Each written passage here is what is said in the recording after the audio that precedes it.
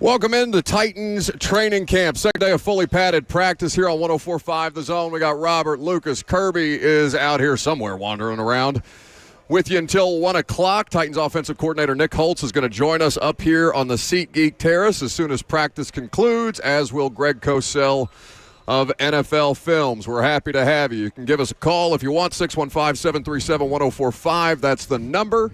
You want to live stream the show, Facebook, YouTube, Twitter, and Twitch. We got a little team drill going on here. Lucas, you want to give him some play-by-play? First and 15 after a false start. Ward takes a shotgun snap. Floats one out down the left sideline. Incomplete. Look at you leaning over the terrace. Don't fall off the SeatGeek Terrace. Okay? Intended for Calvin Ridley. Do you want to stand on my shoulders, little guy? I got you.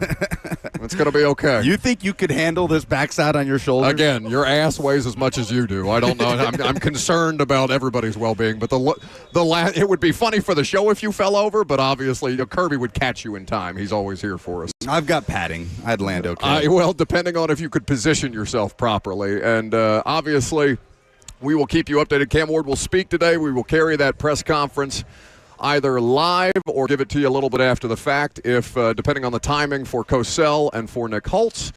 But today has been a better day for Cam Ward, most importantly. I think that's the thing that people are hyper-focused on. Yesterday was a rough go, though he has thrown an interception. Better doesn't mean good. Better does not mean good, and that's okay. Like, I don't know how many times I have to say that without feeling like I'm gaslighting people. Like, he's supposed to look like a rookie.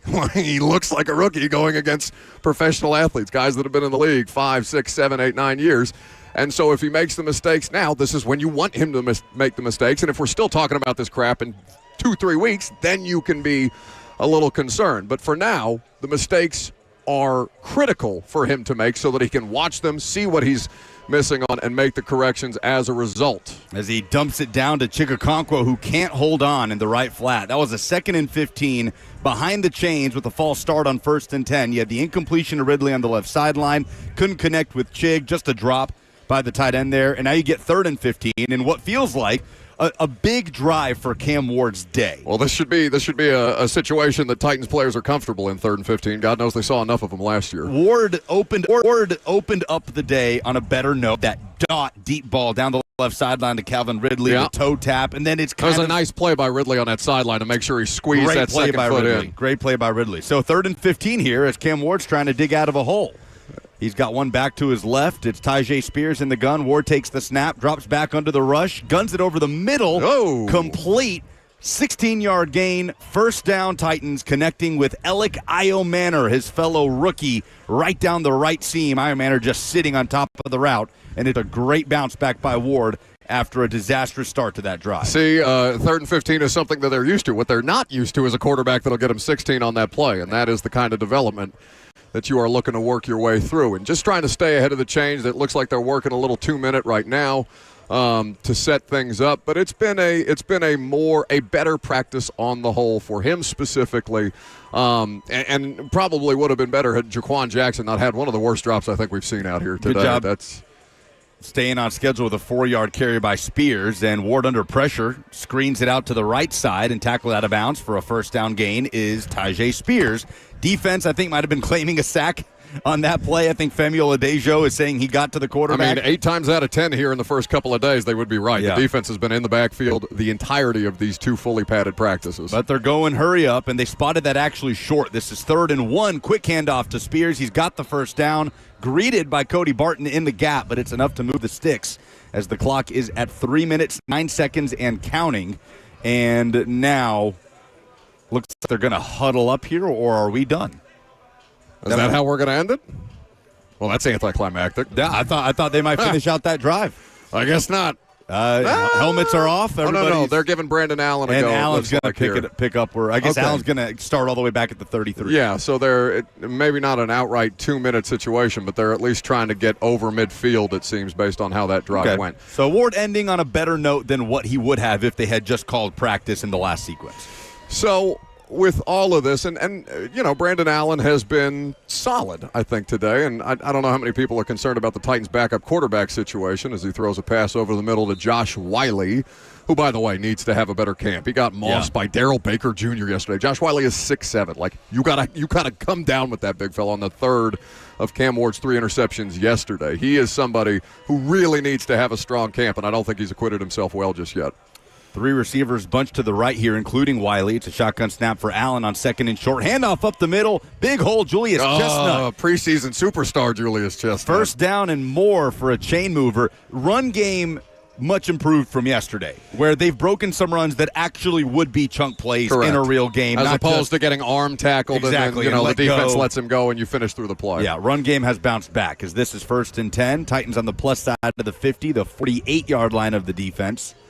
As Allen with the spread look in the gun, quick handoff up the middle. Julius Chestnut jump cut, shoots the gap again with the first down. They're going to spot him short of the marker, a 9-yard gain to call it 2nd and 1, but staying ahead of the sticks here on the ground with Chestnut leading the way with the second team. Got him at the 40-yarder here, 40-yard line. I'm so curious about the swing tackle situation with Jalen Duncan working with the twos. And John Ajuku at right tackle with the twos. Yeah. That's been the case almost all day, and it's the case on this drive as Allen completes a ball down the right side. I missed the receiver on that play. Was that Oliver?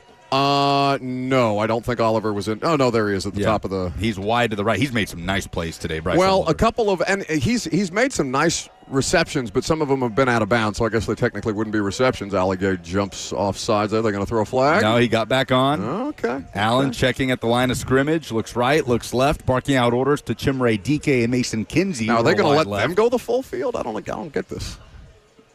This is 1st and 10 on the 29. Allen, quick throw, guns over the right side. Oliver does secure the catch.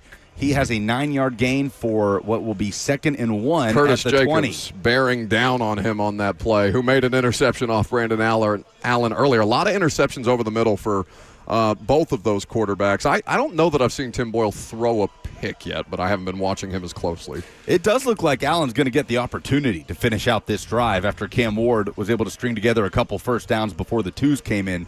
Clock is ticking at 2 seconds. Wonder if this will be the last play of the drill. Under center is Brandon Allen on 2nd and short. Handoff starting right, cutting left is Julius Chestnut as he bowls his way into the end zone. I don't know where they're going to spot it. Either way, the air horn blows, and I believe practice is concluded. Okay. And there you go. They let the backups go full field at the end of practice, but they didn't let the ones go full field, which is curious. I'm sure we can ask Nick Holtz about what the strategy was today. He'll join us. Titans offensive coordinator Greg Cosell will make his way up the stairs, or maybe Greg will get smart today and take the elevator. Well, I wonder about Cam Ward coming off of a turnover or a drive that sputters, a drive where you're not able to execute, what kind of value there is to, no, you don't get to go back in and finish that drive. You lost made that a mistake? opportunity. Because he did go back in earlier after, I can't remember who picked him off in the red zone. It was the McCreary pick. Yeah, Cody Barton tipped it up. Barton tipped it up. And by the way, who's had a better camp so far than Cody Barton? He's all over the place. The way he baited Cam Ward, the way he just kind of feinted to the left, knowing there was going to be that gap there that for Cam Ward is wide open to throw into, and he was all over it. Jumped it as soon as Cam made that throw. Can't remember who the intended receiver was, but Barton had it read all the way, got a hand on it, ball goes straight up in the air. McCreary comes down with it. Cody Barton absolutely has had Cam's number throughout the course of training camp so far. So with all that, you're looking to see how Cam Ward responds after his worst day of practice yesterday. We're going to get the threes here, by the way. I thought he had, they really want to get this working for the backups. Yeah, we've got Gunnar Helm lining up at tight end on the right tackle. Well, you got Drake Dabney down there as well.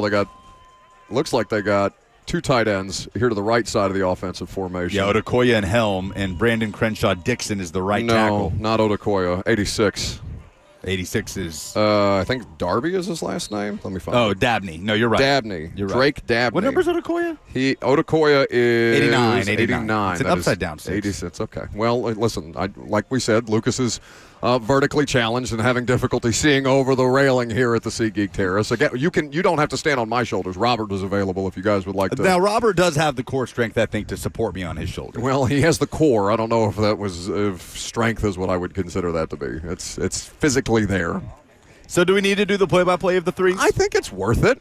Tim Boyle lining up under center on a second let's and one. do this next snap and then we'll go to break because I do think there are other players on the field that people care about beyond Tim Boyle. Titans on their own, like Kevin 43. Winston Jr. Under center, takes the snap, turns, hands off, left side, big hole for the running back, plows through it. There you go. And a big collision. Oh, little juice. There we go. Kevin Winston Jr., man. Is that Mullings on the carry? That is Mullings on the carry, 28. Rookie on rookie crime there. Yes. Winston Jr. not content to just arm tackle anybody. He is taking you to the ground. Mullings also kind of running through it too. Well, yeah, no, they're both oversized for their positions. Like the two of them, and again, I think Mullings more a special teams player than somebody who you can expect to have an overwhelming impact on the offensive side of things. But Kevin Winston Jr. is going to play in this defense, and I think he's going to play a lot. The dude has been all over the place.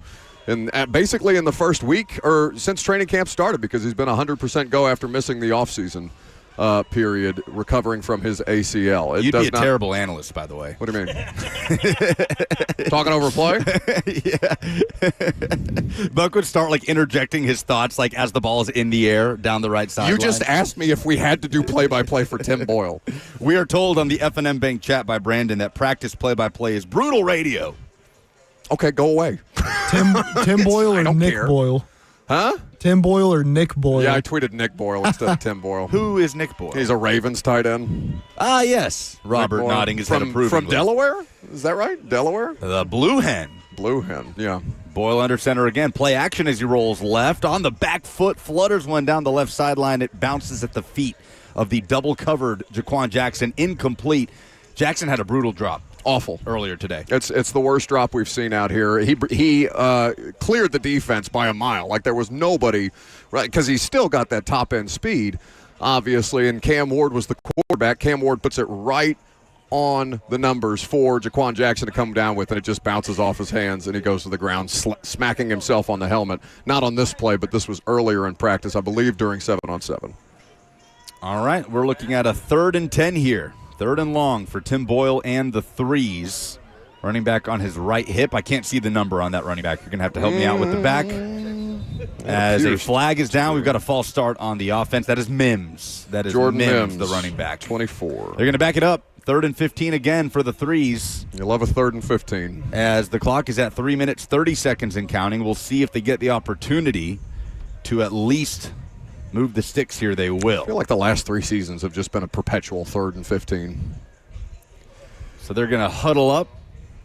Gunnar Helm in the game. Brendan Crenshaw-Dixon, the right tackle. I'd like to see Desmond Evans make an impact at some point in these plays. He's just so damn big, and I don't know that he is going to make this roster, but he has the physical potential. I just haven't seen anything from him so far in camp. Restrepo is lined up wide to the right as Tim Boyle directs traffic, takes the shotgun snap, 5-step drop, deep ball down the right side, over the head of Xavier Restrepo, incomplete. Way over his head.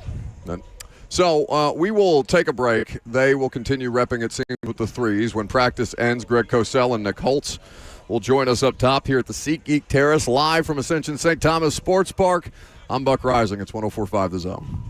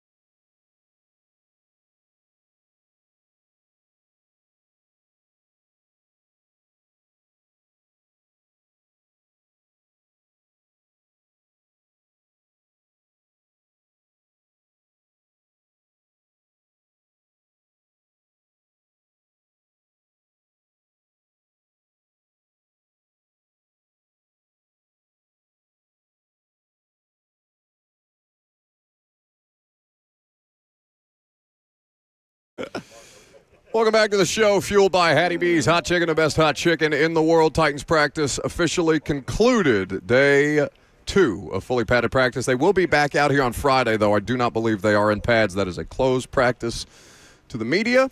Yep.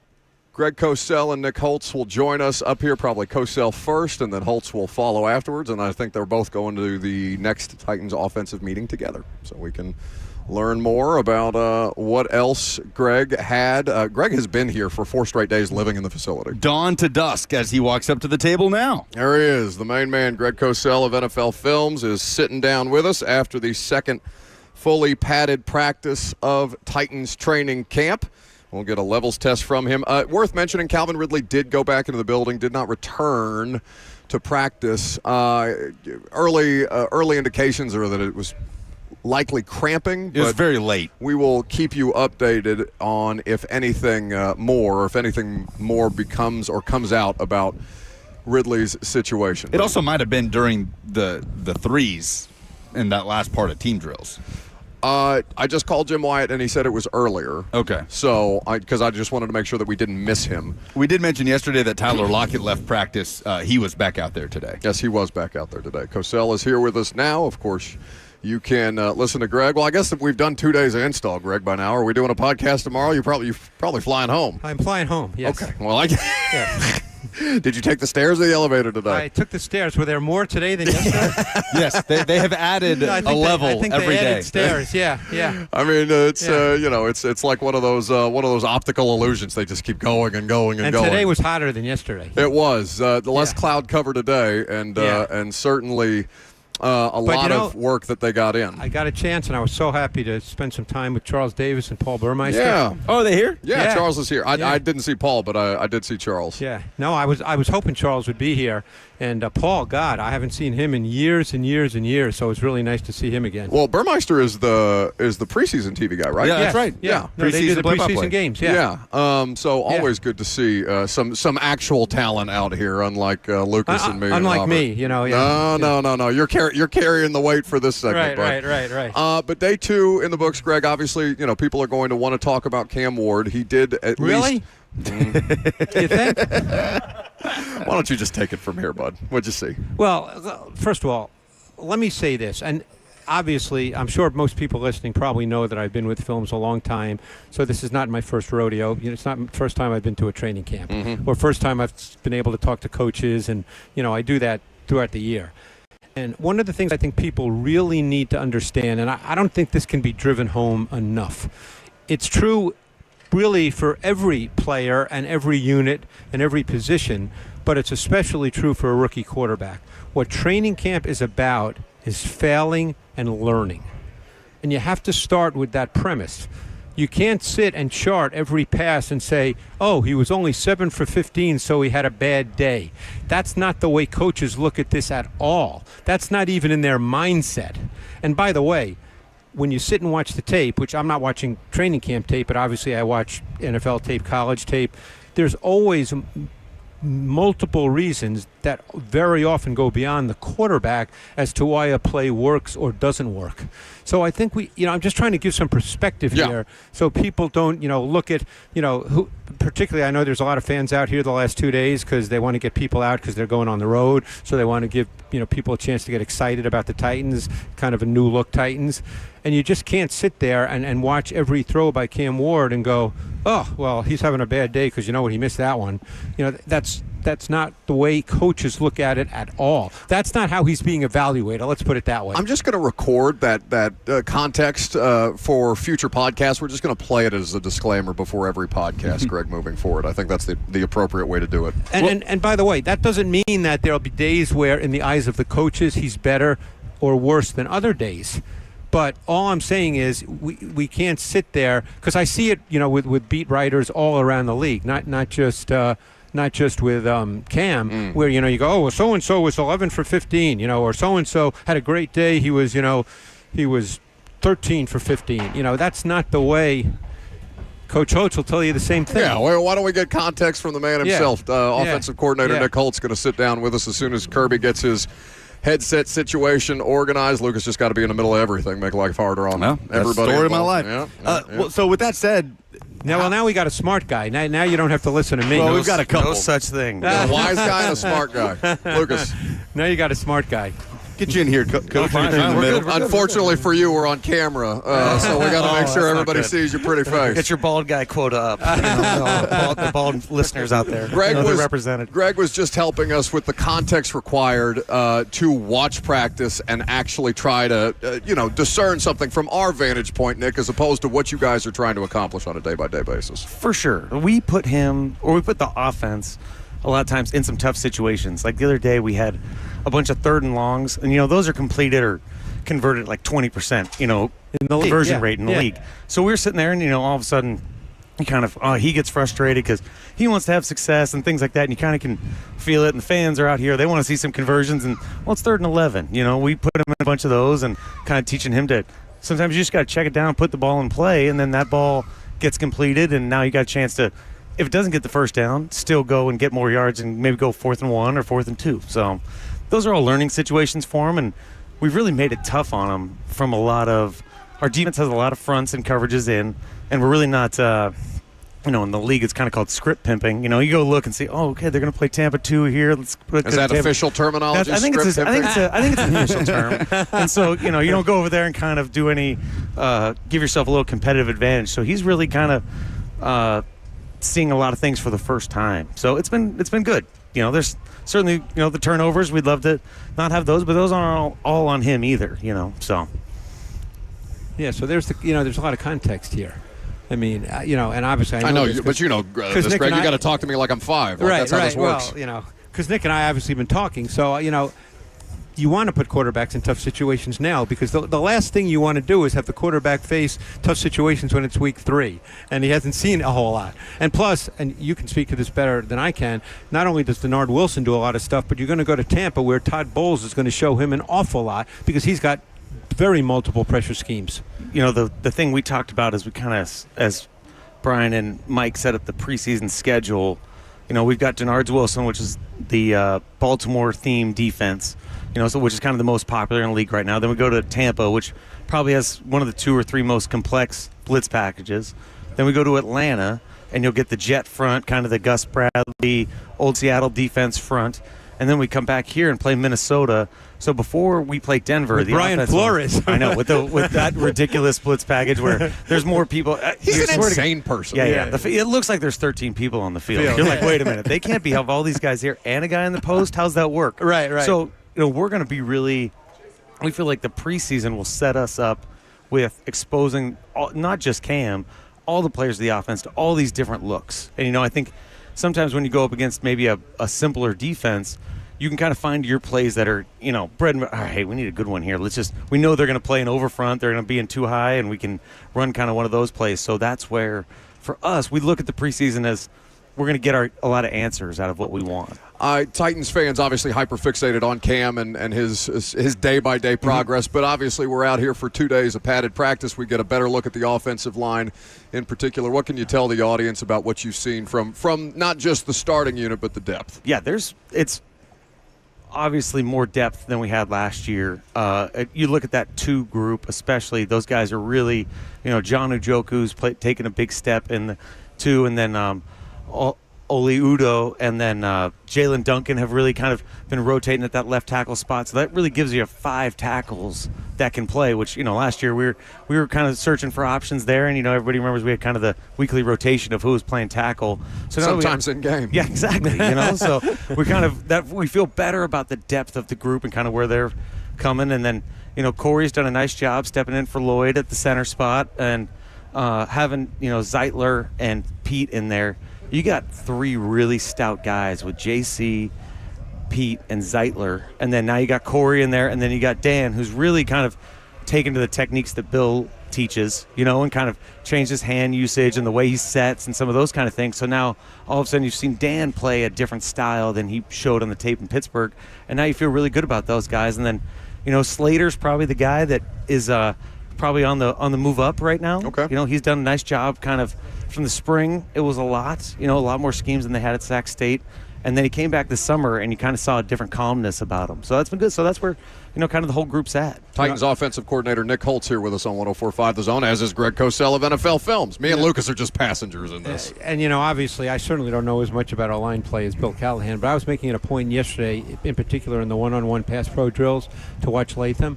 And you could just see how much more comfortable he is on the right side. Just with his kick slide, his hand usage, the way he recovers, it's just more natural to him. Because in those one-on-one pass pro drills, and again, it's training camp and all that, but I don't think he got beat one time. He just looked, and he didn't even get moved. He didn't get pushed back at all. Yeah. He just looked so comfortable. And he's just in such good physical condition. Oh my God. With the amount of weight he's lost, and he looks like a whole different person. So that's for us. You look at him, and he can now sustain throughout the practice. Which kind of last year he was so big, and he'll be the first one to tell you. And now all of a sudden, the energy's better, the explosiveness is better for him. So it's been awesome. For his work is being rewarded. How much are you and Coach Callahan working with Cam to game plan, for lack of a better word, against Coach Wilson and his defense versus working directly with Denard to try and show Cam some situations to see how he reacts? A little bit of both. So right now, we'll be done with the installation on Saturday. So really the whole giant playbook will be in on Saturday. By Saturday afternoon, kind of we'll be done putting in new schemes, things like that. We'll have some wrinkles of formations and things like that.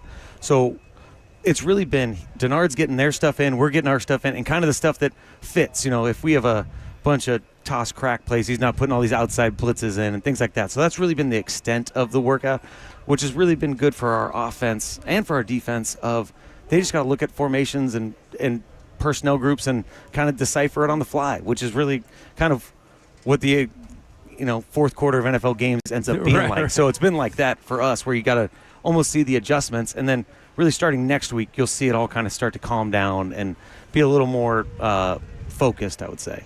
Wide receiver deployment is obviously something that you guys have been working through to see how much, in particular, Chimere Dike and Alec Iamaner can handle. How well have they taken to that? And I know Brian was talking to us about excited to see them getting pads, see them work off press a little more and stuff like that.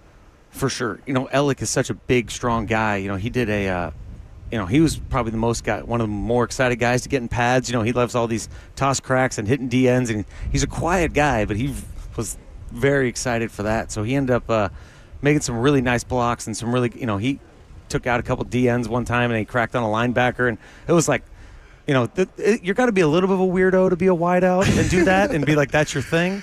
So that was good. We asked him, he did the show last week. We asked him what his favorite play from college was. He said run blocking on a 2-point play because he pancaked two different guys. Of all the one-handed catches and mossing Travis Hunter. Yeah, exactly.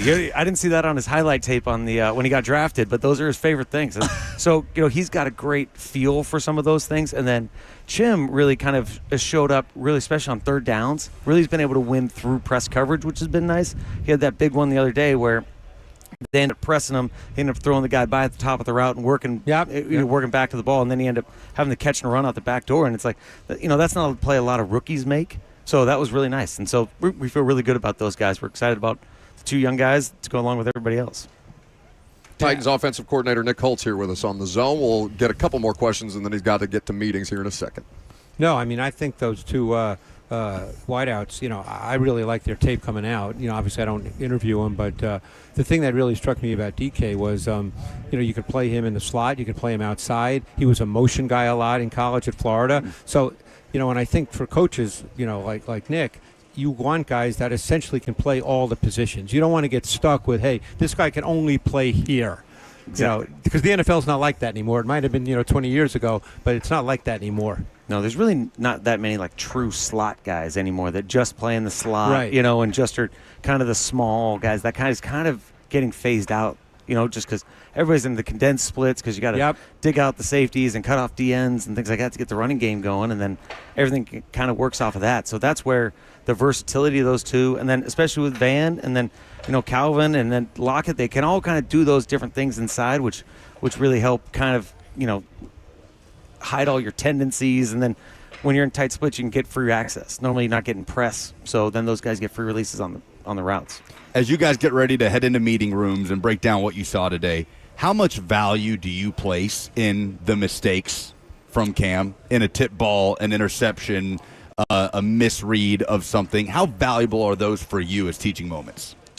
They're all valuable. I think you learn by doing, especially playing quarterback. Like I don't think there's any shortcut to sitting there watching the tape and all of a sudden you've got it. You have to go out there and feel it.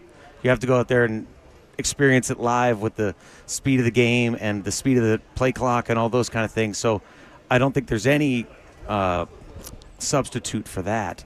So, the mistakes, the decision-making ones are probably like the highest level ones, right? When you force a ball or when you're not understanding situational football, those are where like the biggest teaching moments are. Okay, it's 2nd and 2, and you got a wide open check down, but you end up taking an extra hitch, launching it down the middle of the field. Well, we don't want that. We want the ball in the flat. Let's keep the chance. That's how you kind of survive through 18 weeks of the season. So those are big. And then really just learning structures of defense for him. So protection-wise, helping him know where he's hot. He knows those things, and just now we're getting all these different looks from our defense. How does he put it in a bucket? Okay, I'm hot on this side. I know I need to have these kind of routes or this kind of answer. And those are really the big things we spend a lot of time in meetings on. All right, Coach Holtz has to get to a meeting. We're going to quit wasting his time. Well, No, Greg that's has great. not. No, good. You guys can keep Greg. No, Greg has been saddled with us for basically 5 years. So anything he can do to get a break. This feels saddled with each other here. Sure. We Thanks, appreciate guys. it, buddy. I appreciate Thanks it. for doing All right, it. Greg, What time, Coach, is my Thank you, meeting? Coach. 12:20. You're in front of the team. You're giving the I team was about meeting to for say the he's been afternoon. decked out like a coach all week. Is he at 1099 at this point? I was about to say he's going to have to file it on his taxes. That's Nick Holtz, Titans offensive coordinator. We're going to let Greg go too. He's got more important things to do than babysit us. Live from Ascension St. Thomas Sports Park. It's 104.5 The Zone.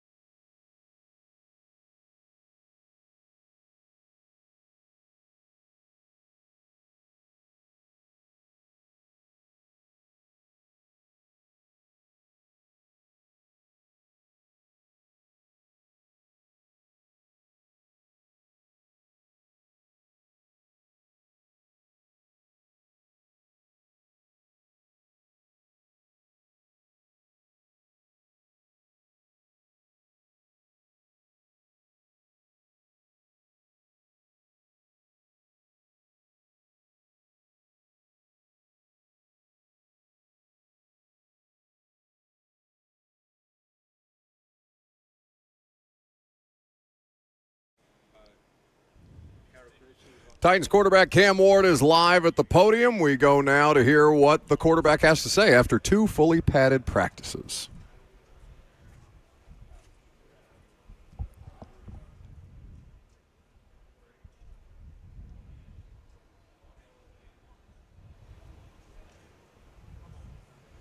Okay, we are waiting for the audio to start from the Titans, and then as soon as that happens, we will make sure that you can hear from Cam Ward on a variety of different things. I'm sure he's going to be asked about his day one struggles in pads, and to see what corrections he saw or corrections he felt necessary to make, or what the coaches pointed out to him. Here's Cam Ward. They're a very good defensive line who got the quarterback. Our linebacker group and Cody Barton and James out there, and then our defensive back group. I just think we just got to get better at the little things, especially myself, with the quick game and protections. But we all got a lot of stuff to continue to get better at, and I'm excited for it. What do you think you can learn from a day like yesterday, just where things didn't go right for you? Like, what can you learn from it? Get on page with my receivers, watch film more, then be accurate with football. It seemed like the tempo today was a little bit faster. Is that accurate? And if so, like, how does that impact just your performance? You said the tempo? Yes. We just had a tempo drill. We didn't have a tempo drill yesterday, so all this stuff that we're doing is what Coach Callahan thinks we need to work on the most. Just on a difficulty level, is this kind of what you expected? Is it harder? Is it easier? Just as you're practicing through it for the first time, how would you gauge that? Well, it's getting easier every day, just with the terminology. The speed of it, the play calls, how quick you have to get in and out of the auto. It's getting easier every day, but I mean, I'm excited. I got a good group around me. The O-line, the running backs around me, the receiving core. It's just all about us just continue to get better every day, and also building that camaraderie with each other. Taking reps, after your reps, you're going to the side a lot. You're talking to Tyler Lockett or Calvin Ridley in particular.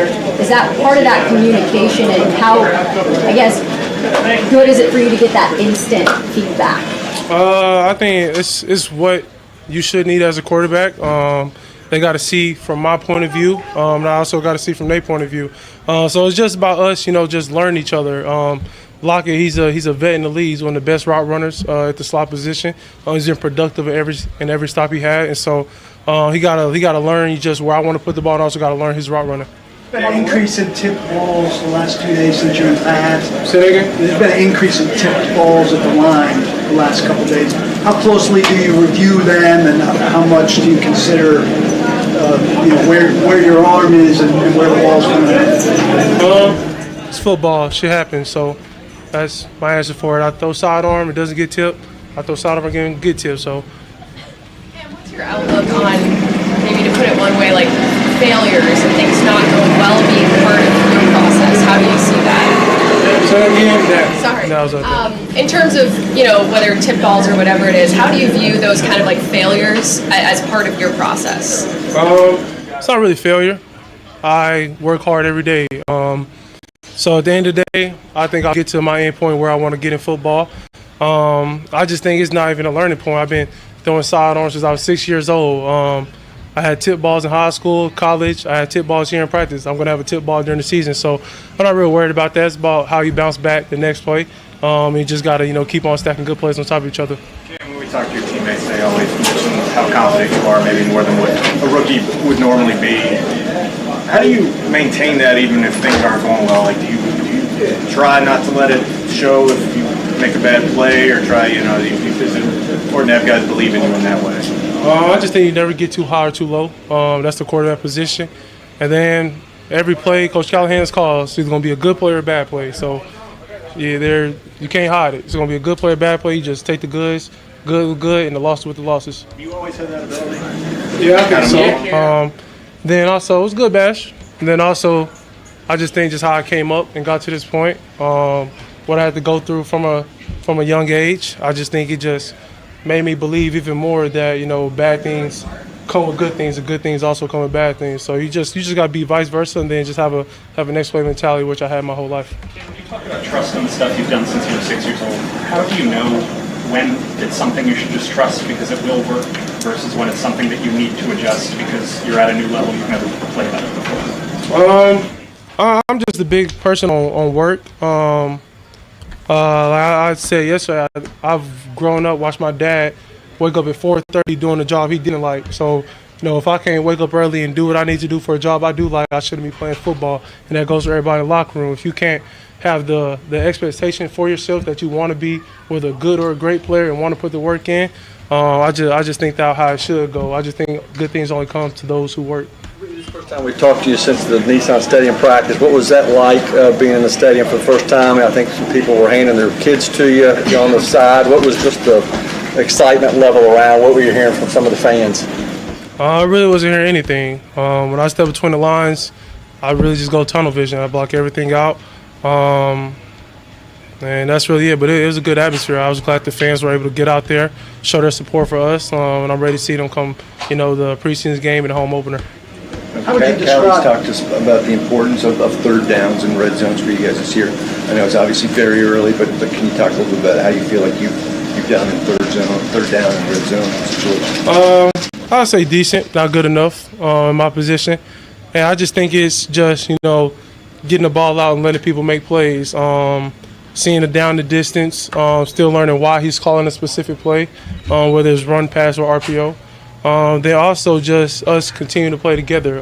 We've been getting better at that the whole training camp. But I think it'll finally hit us together when we start to, feed into one each other once we get a chance to play against some other teams.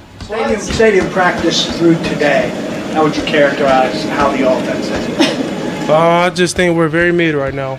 From my position to up front to the receiver's position, but at the end of the day, it all starts with me. I just don't think we're at where we need to be, but we got a little bit of time, and so every day we get better as a whole. We're a young team, but that's no excuse. At the end of the day, we got to come with the right mindset every day and come to work.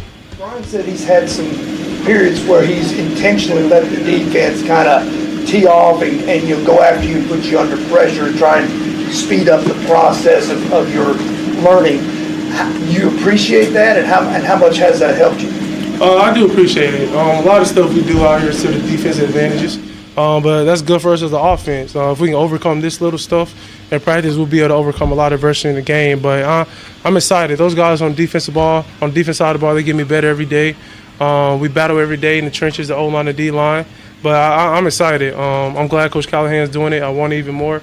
But, I just got to continue to put my head down and work. You're getting to watch Restrepo a little more than playing with him on the field. Well, what's your assessment on how he's been so far? He's been the same player since he was in college, winning man coverage. I think the biggest thing that he's gotten better at since he's been here is just learning the new terminology fast. That was a struggle for me going from college to this point. But I think just me and him just continue trying to, have walk-throughs by ourselves, get better every day. I think just no matter where you put him at, I think he'll be able to make a play. Just his understanding of the offense right now is elite. He's made it a point to explain that he's not here just because he was your guy in college. Do you feel like that's something that maybe we as the media overblow, that he's here because of you? Restrepo don't care about the media. I don't care about the media. I could care too what everybody say about me. At the end of the day, we're football players. We know what we were put on this earth to do. So we just trying to, praise God and continue to be a better version of ourselves every day we step on the field. Cam, is there an indicator for you that you are fluent in a playbook? And if so, where are you at with that? I know it's early. I think I am. And I think the biggest thing just me just getting better at the little things within the playbook. Just getting the ball out on time on certain situations, certain downs. And then also just seeing the fronts that the defense can present, knowing the right calls I need to get to in the protection game. Then I just think at the end of the day, it's always about just timing the ball placement. That's something that me and the receivers are harping on, as we get our journey started, and I'm excited to see where it can go. Did you feel like your timing was a little bit better today? I think my timing has been good every day. Just on certain reps, it might not be where I want it to be, but it also, I'm throwing 15, 16 different people every play. And so that's something that, we got to stay after practice and continue to get work on. One more? Anyone? Yeah, real quick, Cam, I know this is kind of a detailed question, but with you switching out your cleats during practice, wearing in different ones, or that's just something you like to do when it comes to that? I don't know. I'd like to switch them out just to throw some on there. I like all whites, all red. That's why I'm glad we got a little bit of red. I'll probably rock the all red a lot this year. Okay. Sorry, thank you. Thanks.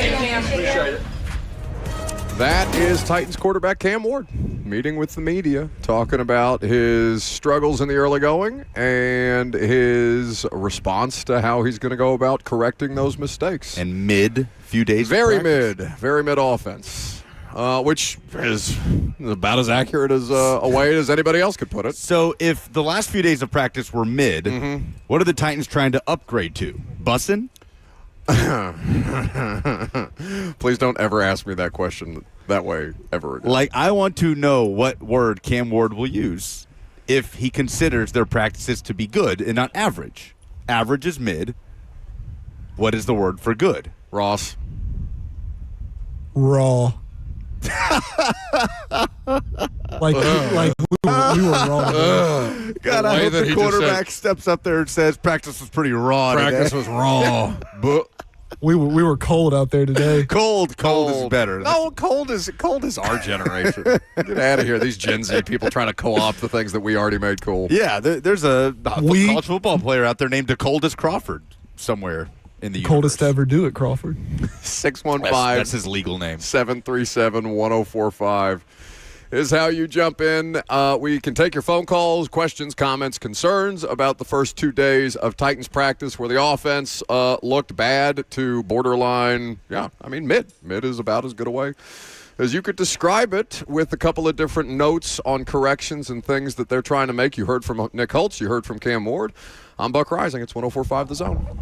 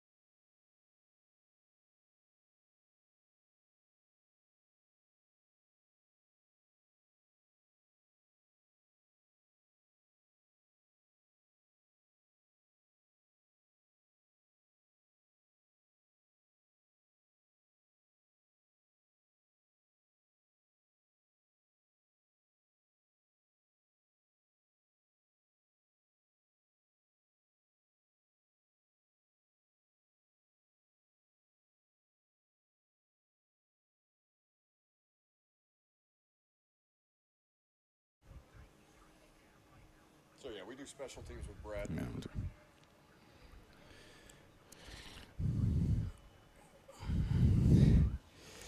It is 11:01. Good morning. Broadcasting from Ascension St. Thomas Sports Park, I'm Lucas Panzica. As another day of padded practice is in the books for the Tennessee Titans, and Cam Ward spoke with the media after practice today and was asked to evaluate the offense over the last few practices. I just think we're very mid right now, from my position to up front to the receiver's position. But at the end of the day, it all starts with me. I just don't think we're at where we need to be. But we got a little bit of time, and so.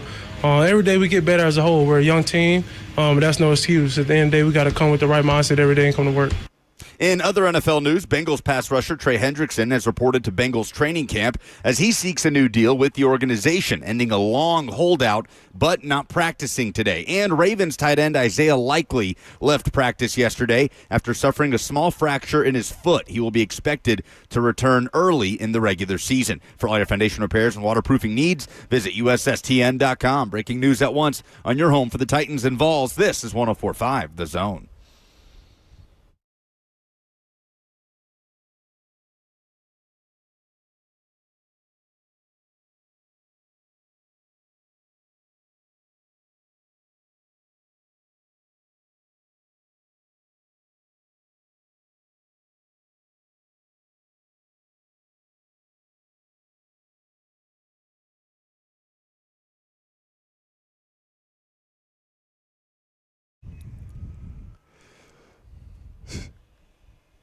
Second day of padded practice concluded out here at Ascension St. Thomas Sports Park. Second hour for us underway. We got a surprise for the third hour. Oh, we're not going to say it? Oh, no, I was going to say it. I was just, it was a pleasant surprise because I didn't plan on that today. But our buddy Brett Kern is going to come out and hang out with us. More famous for being a Titans legend, an actual Titans legend. Brett Kern, former Titans punter. He was texting back and forth with me yesterday while we were doing the show because he was excited about the special teams talk. And I said, well, why don't you come hang out? And he said, well, I'm retired. I got nothing else to do today. So he's going to swing by Titans training camp practice and co-host the third hour with us. See, I'm just trying to replace you with better people. I got Cosell, I got Nick Holtz, I got Brett Kern. What do I need you for? You overestimate the amount of people willing to sit down with you for 3 hours. That's fair. That is fair. You sicko. 615-737-1045 is the number if you would like to jump in. If you have any comments, questions, thoughts, or concerns about the Titans at fully padded practice where the quarterback is describing the offense as very mid. V-Love said V-Love, associate producer of the Buck Rising Show, Vincent Love, has tweeted us and said that the proper analysis for the Titans offense is meh, somewhere between mid and trash. Yes. Because I don't think it's trash. No, I think yesterday but I don't was think closer it's good. to that. Yeah. Yes, today I think would be closer to mid, and they're trying to upgrade, as Ross said, our resident Gen Z expert, to raw. And we'll see if they get there. I hate the way you say these words. Teron Davenport, Teresa Walker, and others saying that the team has told them Calvin Ridley is being evaluated after going inside towards the end of practice today. It's a cramp. Do you know that? Yes, it is. He's dealing with cramps. So, Please, nothing Lord. to be. Yeah, can you imagine? I mean, how bad do we feel? I know this is not Titans related, but like I felt so bad for Robert yesterday. Obviously, I felt bad for Isaiah Likely more than I felt bad for Robert, but Robert is DMing us and texting us vigorously because he's excited about the looming Isaiah Likely extension. He wouldn't stop talking about the extension. Not stop talking about extension imminent, like any of us care about the Ravens tight end Backup signings. tight end. Well, yeah. I mean, he's not a bad tight end. He's a good player. He'd be a starter for most teams in the NFL. You know, I mean, $14, $15 million a year. That's decent money for a backup tight end. But, like, he had an ankle injury. I know that they're not. It was a foot fracture. Oh, really? Yeah, a small foot fracture. They're saying that. Oh, I saw an initially ankle. That's what they thought. They said he rolled his ankle initially. That's what I saw in the ongoing yesterday, because immediately after Robert sent us the contract extension looming thing, I sent him the tweet from Adam Schefter saying that Likely had rolled his ankle, but they found a foot fracture. A small fracture in his foot, according to ESPN, a non-contact injury. And but they're saying that he's expected to return early in the season. It's possible that he's available for that Week 1 opener at the Bills. And while we're doing this mini headline segment, Trey Hendrickson, as I mentioned in my update, Should has we do reported. headlines? Do you want to do headlines? I mean, there's only a couple. It's really not been a newsy first couple weeks of NFL training camp. That's fine. It's kind of crazy. The Hall of Fame game is tomorrow. There will be football on our televisions, on your radios. Westwood One will have the game here on the Zone. But other than that, it's not been a lot of noise so far across the league. Trey Hendrickson has reported to Cincinnati, not practicing today, but seems like a good faith move to try and jumpstart negotiations because it doesn't sound like there's a lot of progress there as he seeks a long-term contract. And the Bengals, speaking of, have released veteran running back Zach Moss. After one season, only 27 years old, he started camp on the non-football injury list. I don't think that would affect the Titans, who don't appear to be in the market for a running back. But he's been a good churning player. The bottom of the running back roster. And we talked yesterday about the value of... He signed a 2-year, $8 million deal last year in Cincinnati. And Zach Moss killed the Titans when he was with the Colts. No, he's been a solid player in his career for the Bills and the Colts. So we will see what becomes of the Isaiah Likely situation. That sucks for him to have to deal with that in a situation where he's currently negotiating a contract. Because while I think that the Ravens organization would probably be sympathetic to that, they are certainly not going to use it as an excuse to give him more money rather than less. So you hate to see the timing of that. Cam Ward has... Also, quickly before you move on, Xavier Worthy in Kansas City is in concussion protocol, according to Andy Reid. Man. Okay. So maybe we'll have a more... Well, you're not going to be here. Well, you are going to be here, but you're going to be doing the morning show tomorrow, I'll be hanging out with Ramon tomorrow and Friday. So we will potentially do a headline segment with me and Robert tomorrow or Friday. We'll see what that looks like, and we'll see if we can't have some other things sprinkled over the next couple of days for you, since we will be back in studio as opposed to being out at Titans training camp practice. But Cam Ward, with a very blunt assessment of the offensive situation, of his own shortcomings so far in the early going, calling it very mid. And I love that he's a realist, because he's more realistic than most of you. The thing that makes me insane about all this is, and I get it's you can't tell fans how to fan, right? It's certainly not me.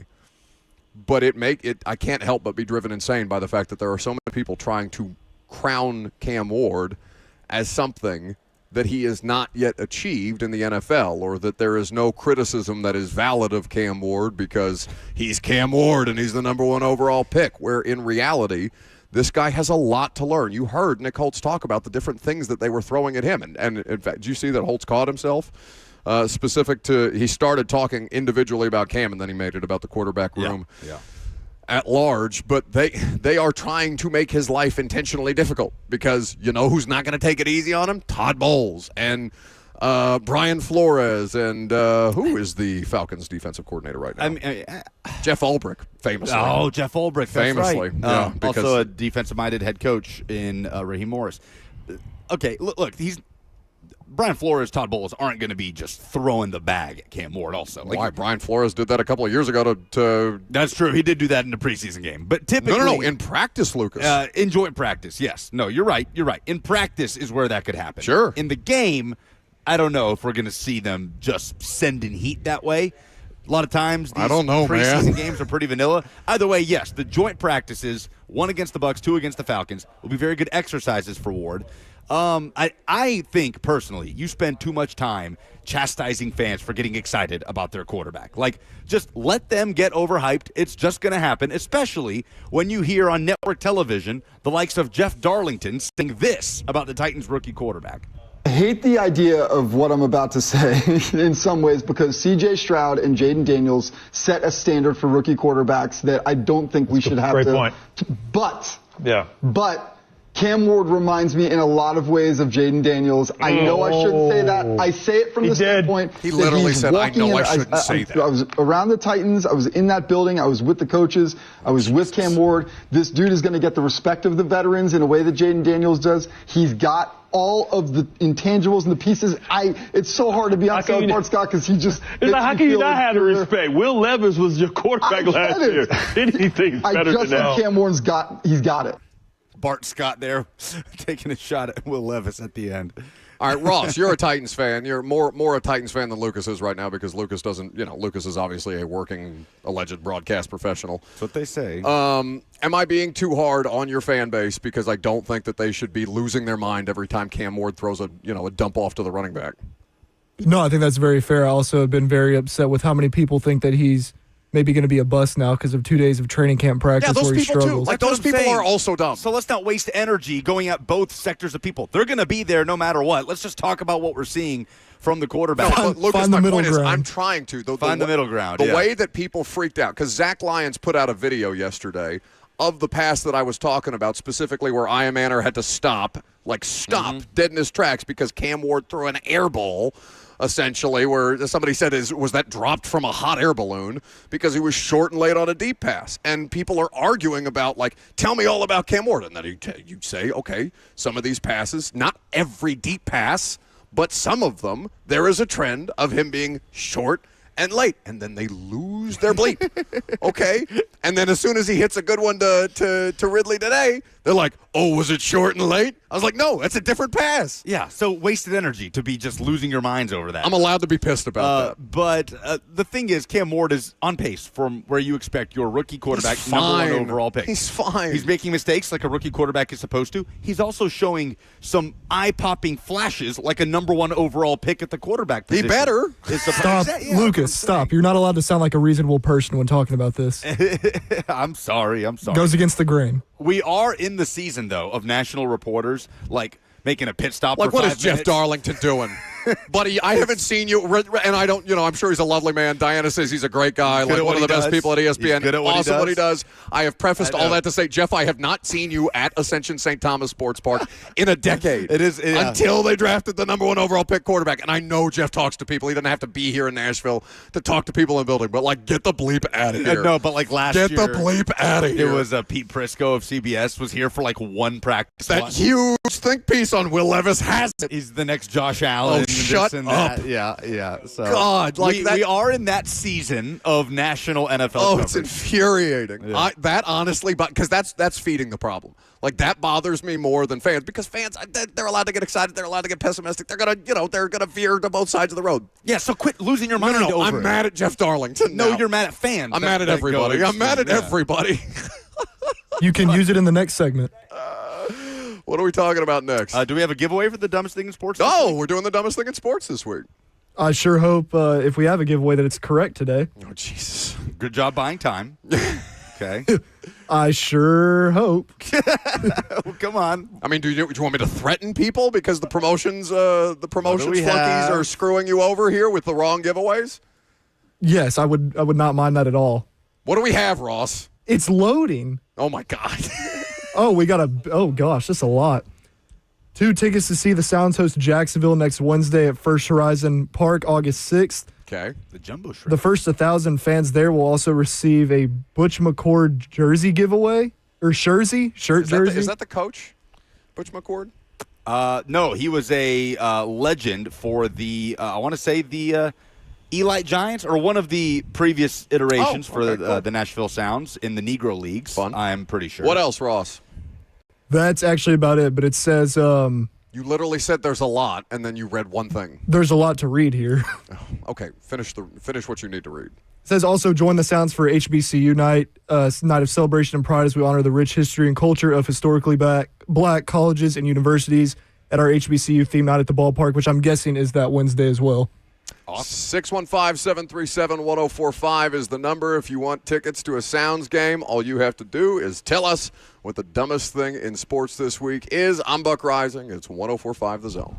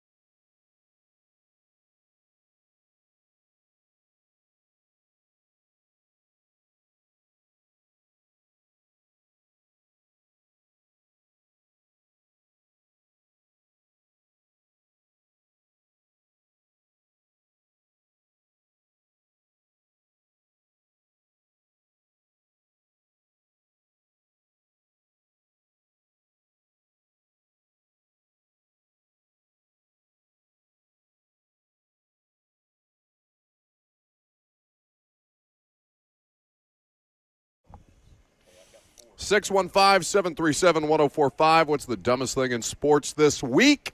You call us. You give us your submission. We'll give you 2 tickets to next Wednesday's Sounds game, which is, have you been to a Sounds game this season? I've only gotten out to one so far.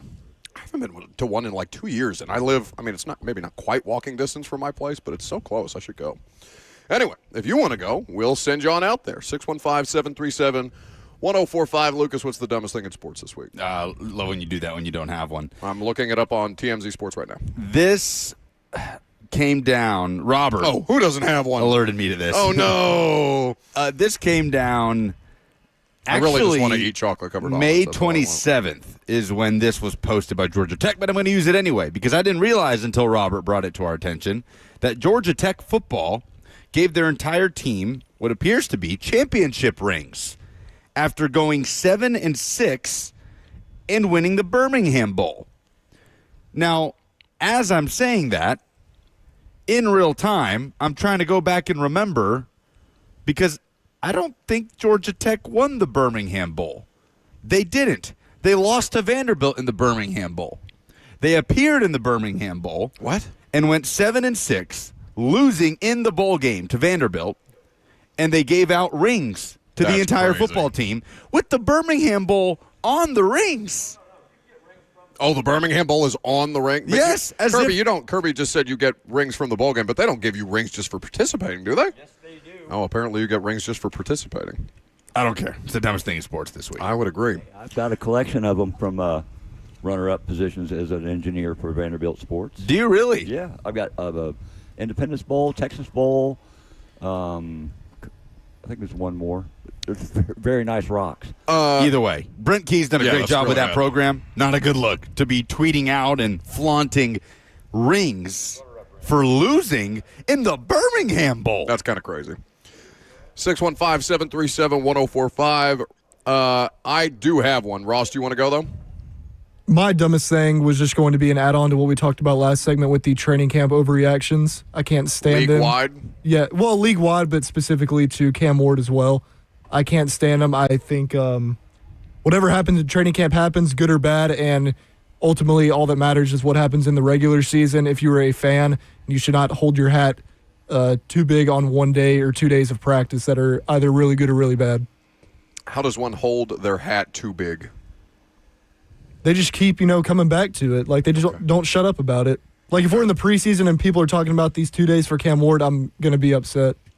It'll probably happen, but or at least, like I said, the ones that are over the top. But you brought up a good point as we were walking upstairs from the media room about people in the media outside of here that are going to give you, the context and nuance and reason that you all require. I know some of you are not interested in hearing context and nuance and reason. But what did you say earlier as we were walking up the stairs? So we mentioned the Pete Prisco spending 1, maybe 2 practices or days to watch practice here, and then 2. I'll give Pete credit. I think it was 2. And then writing a big feature piece about Will Levis and how he's going to take as the it factor, which is what Jeff Darlington, by the way, just said about Cam Ward, which is what you say when you don't have anything else to say. But Prisco is going against the grain there, right? Nobody was hitching their wagon to Will Levis. Not quite. Not even when he was drafted. No. But Cam Ward is a very easy one for national media people. Because they're like, okay, here's a number 1 overall pick who has the right disposition, which we agree with, right? Who kind of has that sort of demeanor about him that you want out of your quarterback that people aren't really talking about. So I'm going to jump on this train. RG3, Jeff Darlington, Louis Riddick, and guys like Louis Riddick. There are a lot of if Louis Riddick wants to do that, that's fine. Yeah, he's doing that based on evaluation. But I'm just saying, for a lot of national guys, it's a lot easier to jump on the Cam Ward train publicly when a lot of people aren't doing it than jumping on the Will Levis train. I didn't get mad until I heard him say, "I know I shouldn't say this, but I'm going to say it anyway." So we're going to see it a lot more. The dumbest thing in sports this week is Marcus Morris Sr. Now, of course, the Morris twins, famously longtime NBA players, but did you see what happened to Marcus Morris? No. He was put into custody in Broward County, and he's been in custody since Sunday over allegations that he stiffed a casino while in Las Vegas. At a hearing regarding this particular matter on Tuesday, Morris's attorneys asked for bond so he could get a handle on the issue. The judge denied the motion for bond, said she would only release him to Nevada for authorities to extradite him because he was in a situation where he was at he was flying back from Las Vegas, booked and arrested arrested and then booked at the Fort Lauderdale airport on a charge of fraud because he wrote a check to a casino that did not have sufficient funds. Oh my goodness. An insufficient funds check charge. This is senior. Marcus Morris Sr., yes. Goodness. Yes. 35 years old. Marcus Morris. Literally Sr. the definition of writing checks that you cannot cash. Yeah. That is the dumbest thing in sports this week. Oh, man. We want to go to the calls for the opportunity to win those Sounds tickets. Yes, we have Kyle up first. All right, Kyle, give us what you got. Brock, I think the dumbest thing in sports this week is Christian Wilkins giving a kiss to one of his players. And the media is only talking about the specific kiss. They're not talking about the G-A-Y word. Nobody's ever said it. What?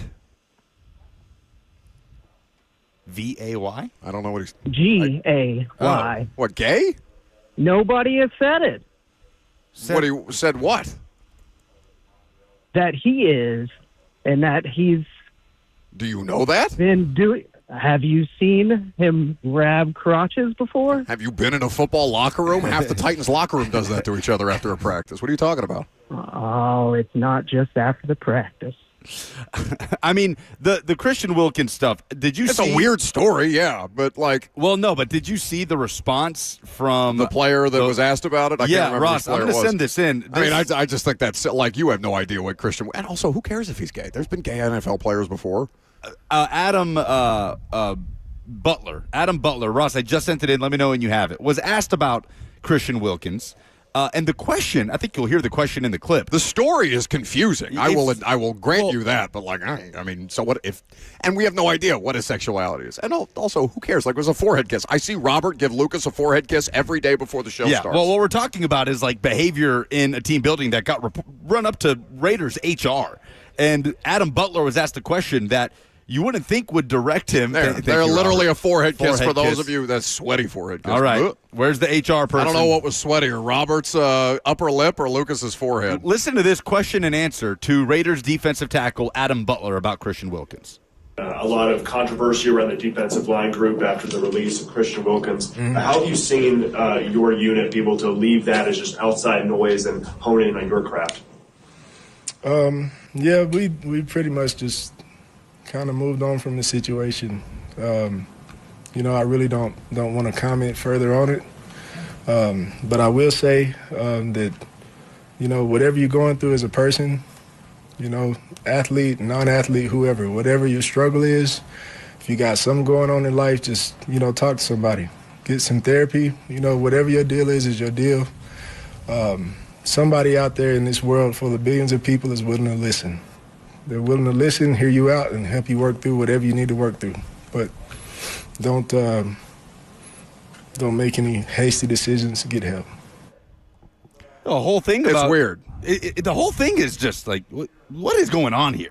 I'm just confused by the caller's question. Like, you remember what Lawan used to say, that he would yell at other defensive linemen across the field? We can't repeat it. I'm going to suck your D is what he would yell at defensive linemen. Like, please tell me that the most homosexual place in the world is not at any football locker room. Honestly, that's the trash talk we've been missing the last couple of years. Yeah, that got that dog in him, right? Amen. I mean, I know Taylor's, a particularly messed up example, but like... Everybody has their own way to trash talk. You guys are pearl clutching over something that is very, very commonplace in basically every athletic locker room ever. I think you're being very dismissive of a situation that we don't know. No, I'm being dismissive of that guy who was uncomfortable saying the word gay. Like, it's okay, buddy. Like, you're gonna make it. What's the next call? What do we got? We have Doug up next. What do you got, Doug? Hey, guys. I have a strangest thing in sports. Is that okay? That's fine. Okay. Yesterday, the Orioles and Blue Jays played a doubleheader. In between games, they made a trade. The Orioles traded a relief pitcher to Toronto.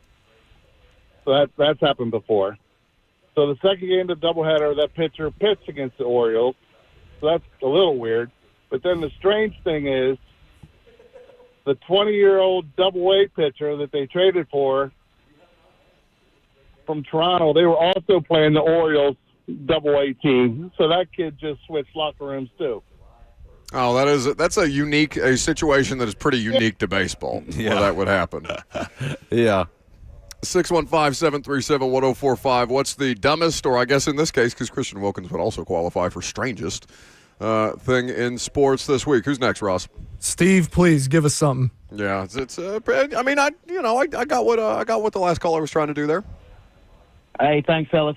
Deion Sanders is the consummate salesman. This guy actually went on the interview and said, I am depending on Depends. Now, it's probably too early to be the dumbest because he did have bladder surgery. But at the same time, now you're going to peddle Depends for the sideline? Oh, yeah. No, I'm with that. Deion was leaning in. Don't miss an opportunity. Don't miss an opportunity at all. What do you mean? I'm so for that. Deion was funny the other day. He was like, you will see a porta potty on the sideline, and it is mine. He's like, I cannot what control do you think my bladder. Deion Sanders' personal porta potty at Colorado's practice facility gold, looks made like? of gold. That's so funny. It's got air conditioning. You know it does. Like, you know it's going to be one of the. It's not going to be like a one you see on a construction site. Like, it's going to be like like some of the ones the Titans have out here for fans, like AC, like a nice mirror, the whole thing. So far I'm with the caller that called in about the minor league or the baseball player essentially getting traded across from one dugout to the other. Yeah, that's insane. That's the leader. The in the best clubhouse. one, the best caller hung up before he could get on the air. He had a great submission. The WNBA incident last night. Oh, the sex toy being thrown on the court. You didn't see that? No. The green one. Yeah, that's a giant green sex toy thrown onto the court last night in the middle of a WNBA. And Ross, if I'm not mistaken, like near a huddle, right? It was like it was courtside. I don't know if it was by the huddle or on the other side of the floor, but it was very visible on TV for the 1 second. It's a large neon green.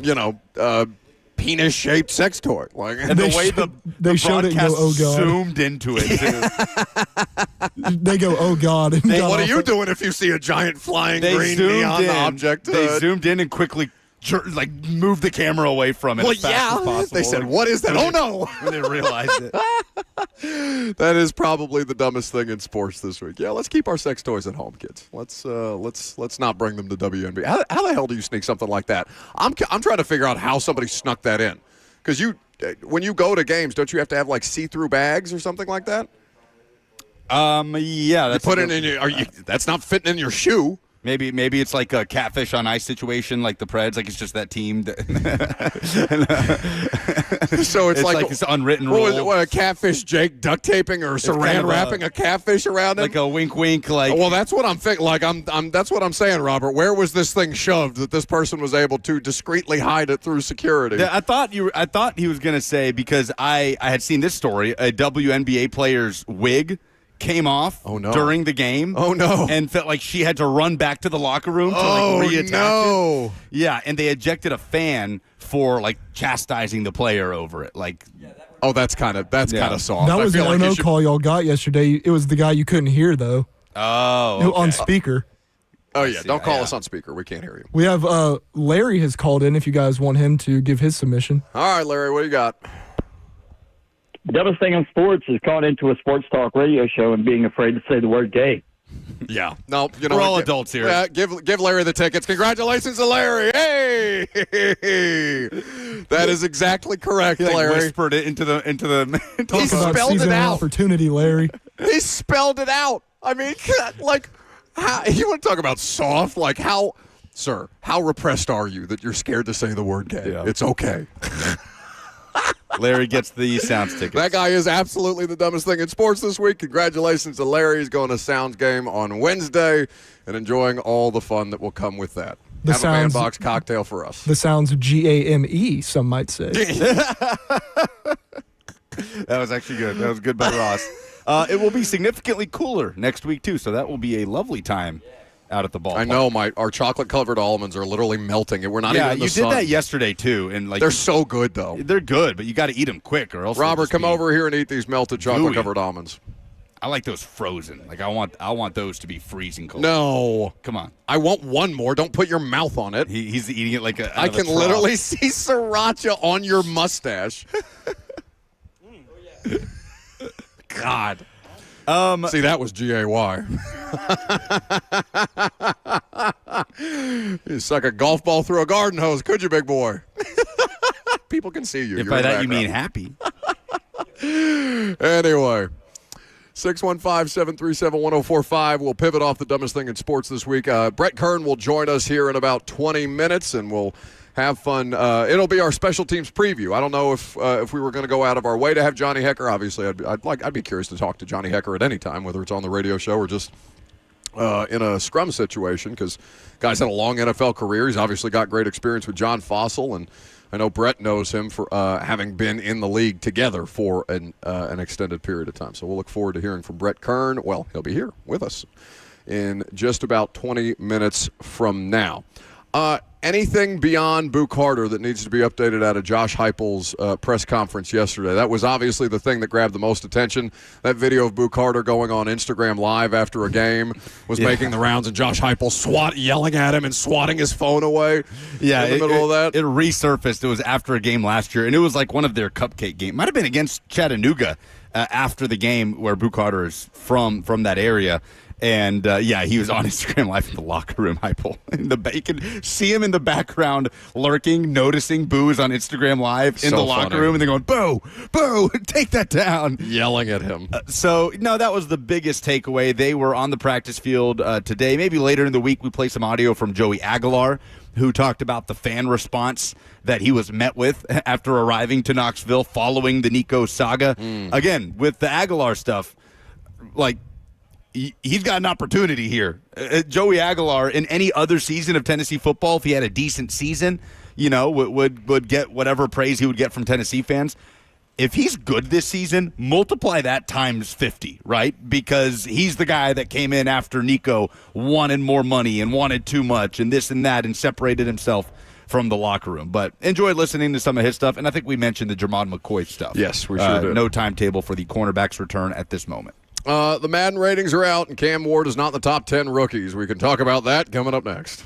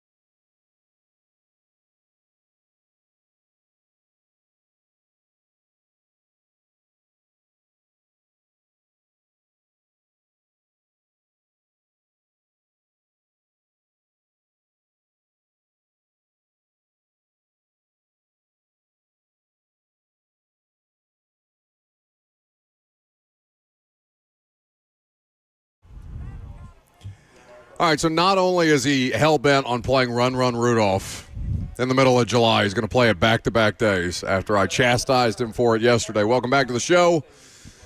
Fueled by Hattie B's Hot Chicken, the best hot chicken in the world, and also half-melted chocolate-covered almonds out here from the Titans media room. That's your fault. What's my fault? That I like delightful snacks? Melted chocolate almonds. Like, don't complain about them being melted when you bring them in 95-degree heat. It was just an observation that they were in the Titans media room, and now I've brought them outside because I wanted some chocolate-covered almonds, and they're not melted. They're just a little soft.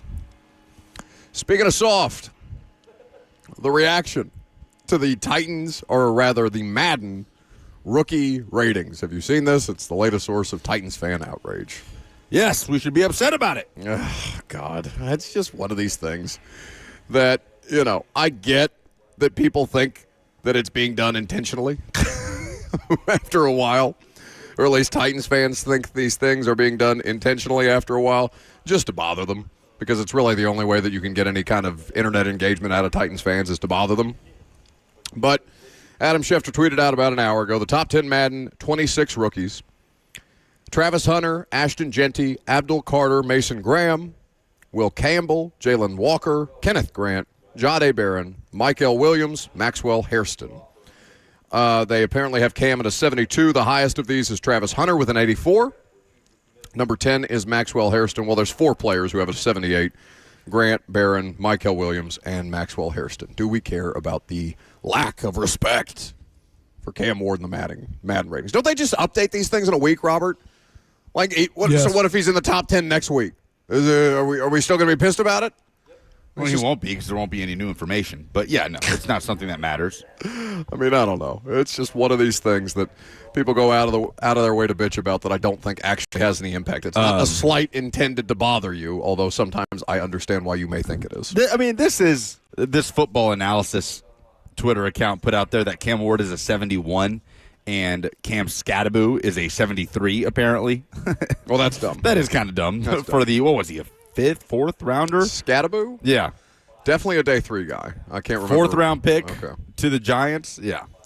I am excited to watch Cam Skattebo play this preseason. Cam Skattebo. Behind the Giants' offensive line, bud. Cam Skattebo might have been, I don't care, just the ball in his hands. He might have been the most enjoyable player to watch in all of college football last year. In a season where Travis Hunter was doing what Travis Hunter was doing. I don't think I can say that with Travis Hunter existing. I get what you're saying. He was most entertaining thing in the playoffs by a mile.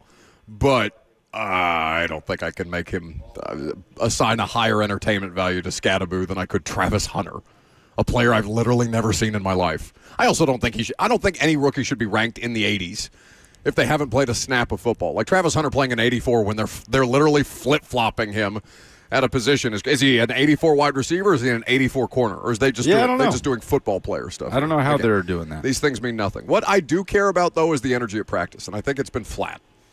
You are just on a negative tear today. This is just absolutely relishing. I'm sorry. Have they done something to be celebrated? What have they done? Also, I wasn't planning on talking about the energy in practice. You said we could talk about the energy in practice. No. It is worth talking about. I mean, okay, why is it flat? Is it because there's not enough trash talk, that there's not any pushing and shoving?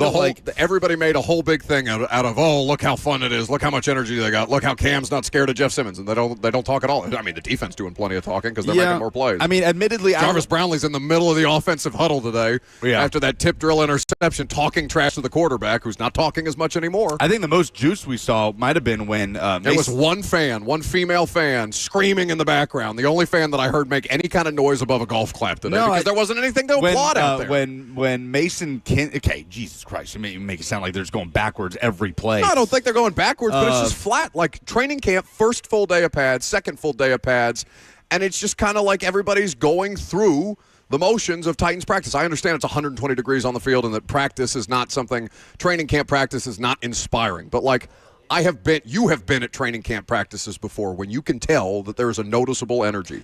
They spend all this time talking about these guys are going to bring leadership and energy and all these communication everywhere, and it just feels flat. Yeah, but when there was energy last year, when Jeffrey Simmons was swinging at people and not getting kicked out of practice, and it just festering and leading to one thing and leading to the next, and then that's it ends Callahan's up fault, though. It ends up with you just not getting the work in that you're trying to get in.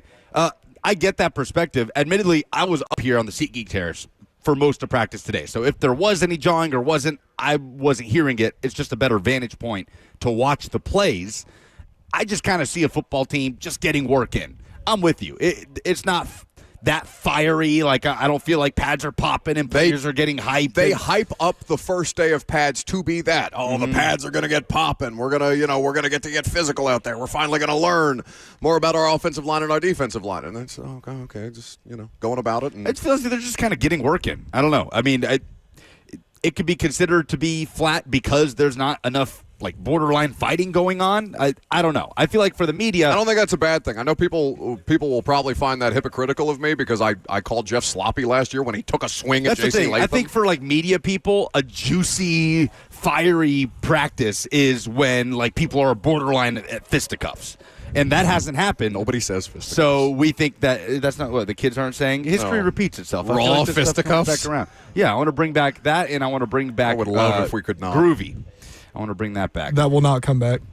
But Lucas, it's not just, and I understand what you're saying about media being more interested in like a training camp with fights is more fun to cover. Like flat out, that's just what it is, and it's more fun to watch. But like, you were up here. Was there any raucous? Because I'm not just talking about the product on the field. The fans out here just kind of watching. Like you go to training camps in probably 25, I won't say 31, but 25 other cities. You got juice. Like, people are out there. Nissan Stadium, I thought there was a good crowd. There was energy from the crowd, even though it was small, right? 7,000 people. That's a tenth of the capacity of Nissan Stadium. But when they were asked to get loud on third downs, and I know Taylor Zarzer is pumping them up from the booth while he's narrating practice with Coach Mack and things like that, but there's one woman out here acting like she's at a football practice. Just yelling the entire time, like trying to get other people into it. Other people just looking around, me like, oh, I mean, what do you want us to get excited about? There wasn't anything I'm confused. that would excite you today, that would bring energy. I want energy. You want you want more noise from fans here? Like, I want more energy more generally. Fights? I don't understand. There's nothing. My point is, there's nothing to get excited about. There's nothing to get excited about. And the fact that it's just a routine, like it shouldn't be just another practice. It shouldn't just be another day of getting work in. They only have so many padded practices. They're only allowed so many padded practices. And the work that they're getting in, nobody would call it spectacular either. No, yeah, they're making some plays. The offense is. They're also making mistakes. They're getting bested by the defense. So I guess I'm confused why you wanted to talk about this if you just... Look, because it is a talking point. Like, you felt very strongly about it. To me, it's like, I think that's where the line is for people. It's either there are fights and these are just distractions and they're not, it's sloppy like last year, or there's no fights and there's no juice and it's not a fiery practice. That you can have energy without being a problem. Callahan didn't kick Jeff out after he swung at J.C. Latham, closed fist with J.C. having a helmet on. All right, the first-round rookie just got here, and was that not the first team drill of padded practice on the day? I don't remember. I don't remember. It's been a year, so I can't remember exactly the context of the situation or the timing of the situation. All to say that they didn't kick. The only reason they didn't get anything done is because they didn't kick Jeff out of practice the way that people are usually accustomed to kicking Jeff out of practice if he's going to cause problems that way. And I don't know if they've because Callahan was asked about that the other day. In fact, Ross, I know we asked you to pull that. If you don't have it, you don't have it. Oh, look at this. Now here's somebody that can actually talk about what we're talking about. That made me so happy. Thank God. First, Brett I was Kern just is here. staring at Luke. I was like, what do I want to see Luke for? Brett Kern has finally classed up the joint. What do you know, bub? Thank God Brett Kern is here to talk about something that we have no idea what to talk about, and we are trying to talk about. That's okay. Well, why don't we take a quick break, and we can spend as much time with Brett Kern. Those are chocolate-covered almonds that are melted. You don't want those. Yeah, it's just goop. Deer poop, I know. I know. 615-737-1045 is the number if you want to jump in. The final hour and a special teams preview with Titans legend Brett Kern coming up next.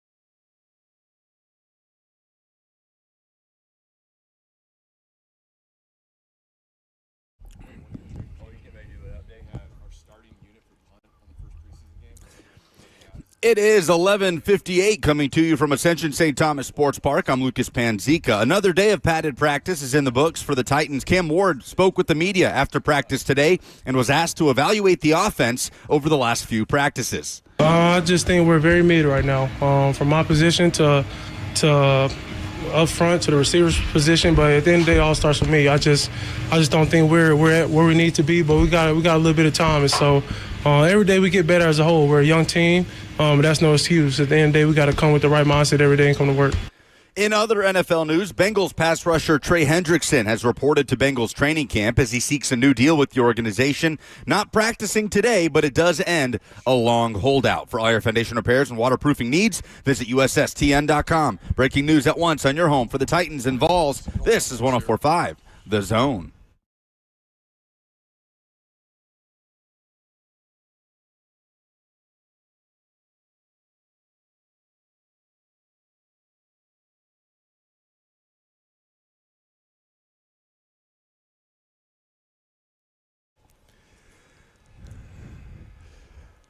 As if we weren't couching Lucas and I's ability to not get you through an informative and educational football Titans training camp radio show with Greg Cosell and Titans offensive coordinator Nick Holtz and everything else that we've done to kind of prop ourselves up today. We thought we'd finish the final hour strong with one of the best. Brett Kern is kind enough to hang out with us. I don't see enough anymore. It makes me sad, but anytime there are a few people that put a smile on my face. You know I'm a curmudgeon. You know I'm a bit of a cynic, all right? There are a few people that every time I see them, they put a smile on my face. It's you and Kirby Allen Kirby. That's about the list. Okay. Well, to see you with this jersey on is it makes me happy. Representing. I mean, Lucas texted me and said, hey, I need you to come in the show. We want to talk Nashville SC.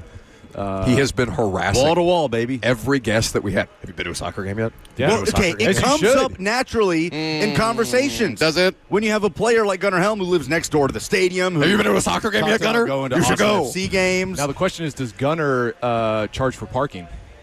He should. He should if you wanted to make a little something. Yeah. So are we leading the final hour with the Nashville SC update? We haven't talked about the soccer team in a while. They're good. They are. They're the best team in the city, bud. They are coming off a loss, but they are absolutely a contender. So what have you been up to, just for the audience who hasn't touched base in a while? I know you're still here, still local, still a part of the community. But for Titans fans that haven't seen you in a minute, what have you been up to? Yeah, I just been. It's been good being retired. A lot more family time, which you feel like football. Especially this time of season.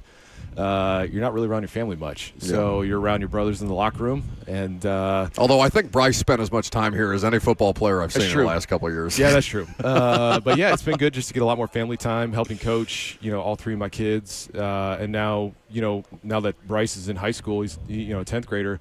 Oh my God, I'm so old. Being able to help him, he's punting and kicking, and so been able to help out at the school. Legacy, a little assistant special teams coach. Very cool. Helping out the special teamers and good little group of guys, group of kids I love working with, and so I had a lesson this morning. Doing some private punting, kicking lessons, and so that's been fun to just kind of pour in what I've learned over 20 some years of kicking and punting, just how I can pour back to these kids and. Start a passion in them to kick and punt and not get hit. FRA, right? Yes. Is where Bryce is. Yep. That one of the best views from a football field. On the hill? It's unbelievable. Crazy. Like the panoramic 360. Standing at the 50, you can just see like the entire city. Oh, really? That's cool. Box. You see planes take off from B&A. It's awesome. The sunsets are unbelievable. And it's a great place to have a football game on a Friday night. It's a wonder that Brett and I got along as well as we did during my time covering him, because he is one of the most selfless people I know, and I'm very much not that. Very much not. You're either a giver or a taker in life. Thankfully, I found a giver. That's my guy. So you brought notes. You printed out Pro Football Reference for the audience live streaming with us. When you're talking special on teams, Zone TV, we're going to do a special teams preview. Well, we'll get to that. We got no rush. We got plenty of time. Look at all this information. This is more prep than I've done, I think, in 5 years. Thank God. We just spent yesterday talking about Joey Sly's build. Yeah, he's big. He's strong. He has jacked. muscles. Kind of a smaller linebacker, fullback. Oh yeah, fullback. Fullback. Well, that's definitely. when Brett texted me. It was like special teams talk. I was like, Yeah. "You want to come help us because Somebody we can't qualified. do this." I always Somebody felt good, qualified. if there was ever like a Cortland Finnegan, Yeah. Andre Johnson fight, and there was a fight on the field, I felt good, with Bo Brinkley, who was corn fred, Midwestern, Missouri Somewhere boy. eating a Casey's taco pizza yeah. somewhere. Ryan Suckup was, jacked for a kicker, and then there was just me. So I felt like those two guys would have my back. But Hecker is a very large human being. Giant. Tall guy. Yeah, 6'4", 6'5". And then you got Joey Sly, who could pretty much win any bar fight down on Fifth if he had to. Well, we will do more than gawk at the physical nature of the specialists here in just a second.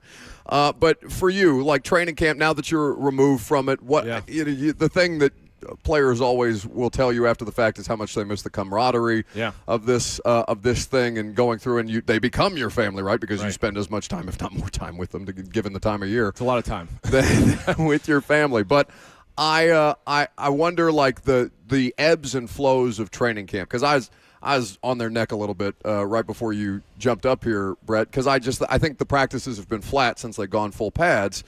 And, I don't know necessarily what the benefit of having greater energy from their standpoint versus us, as long as they're getting the work accomplished, I guess it really doesn't matter. But I just wonder how, like, in the locker room, you guys balance, all right, it's a grind. Like, it's not 2-a-days anymore, but still, it's a heat index of 108 out here in particular. Oh, in now he's Tennessee. couching it.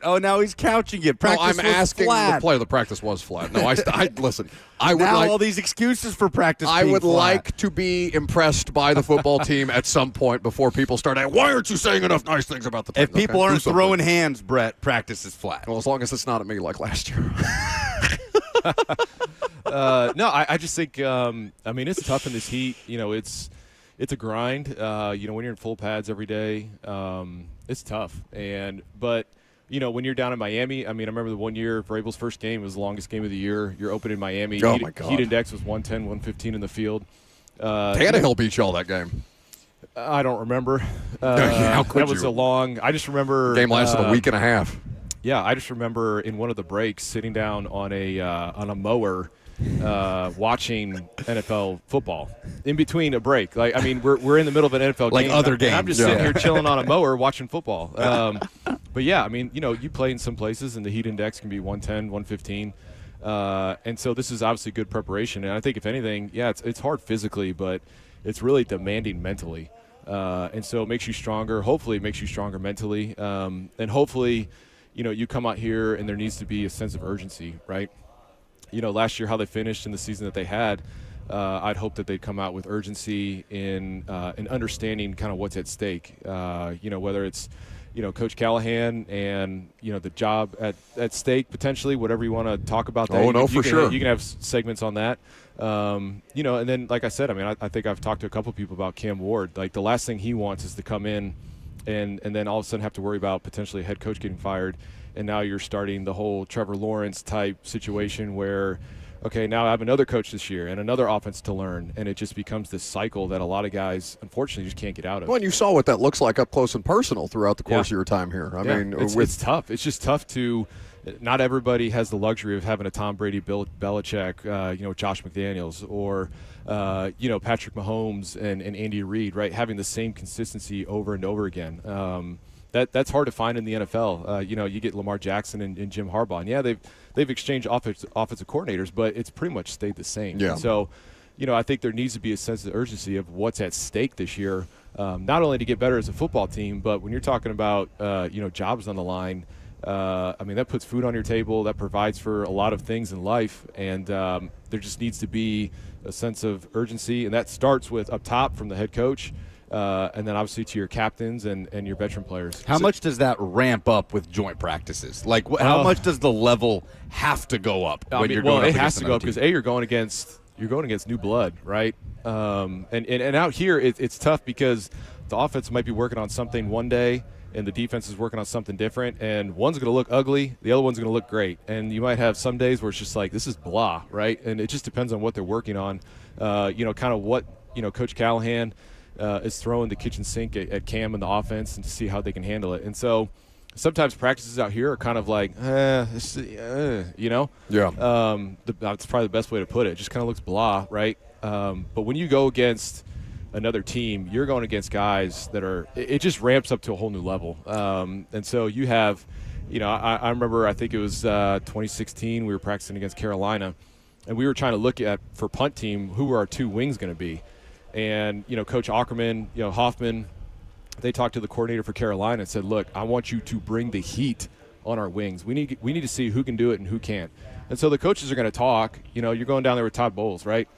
I mean, that guy's high heat. He's got so many blitz packages, it's nauseating, right? So you want it to be mutually beneficial. Right. Somehow. So, you know, they're going to talk and say, hey, look, we haven't really been able to do this in practice. Can you do A, B, and C, right? Let's see what happens. And now you're going against guys like Cam. He doesn't know what's going to happen.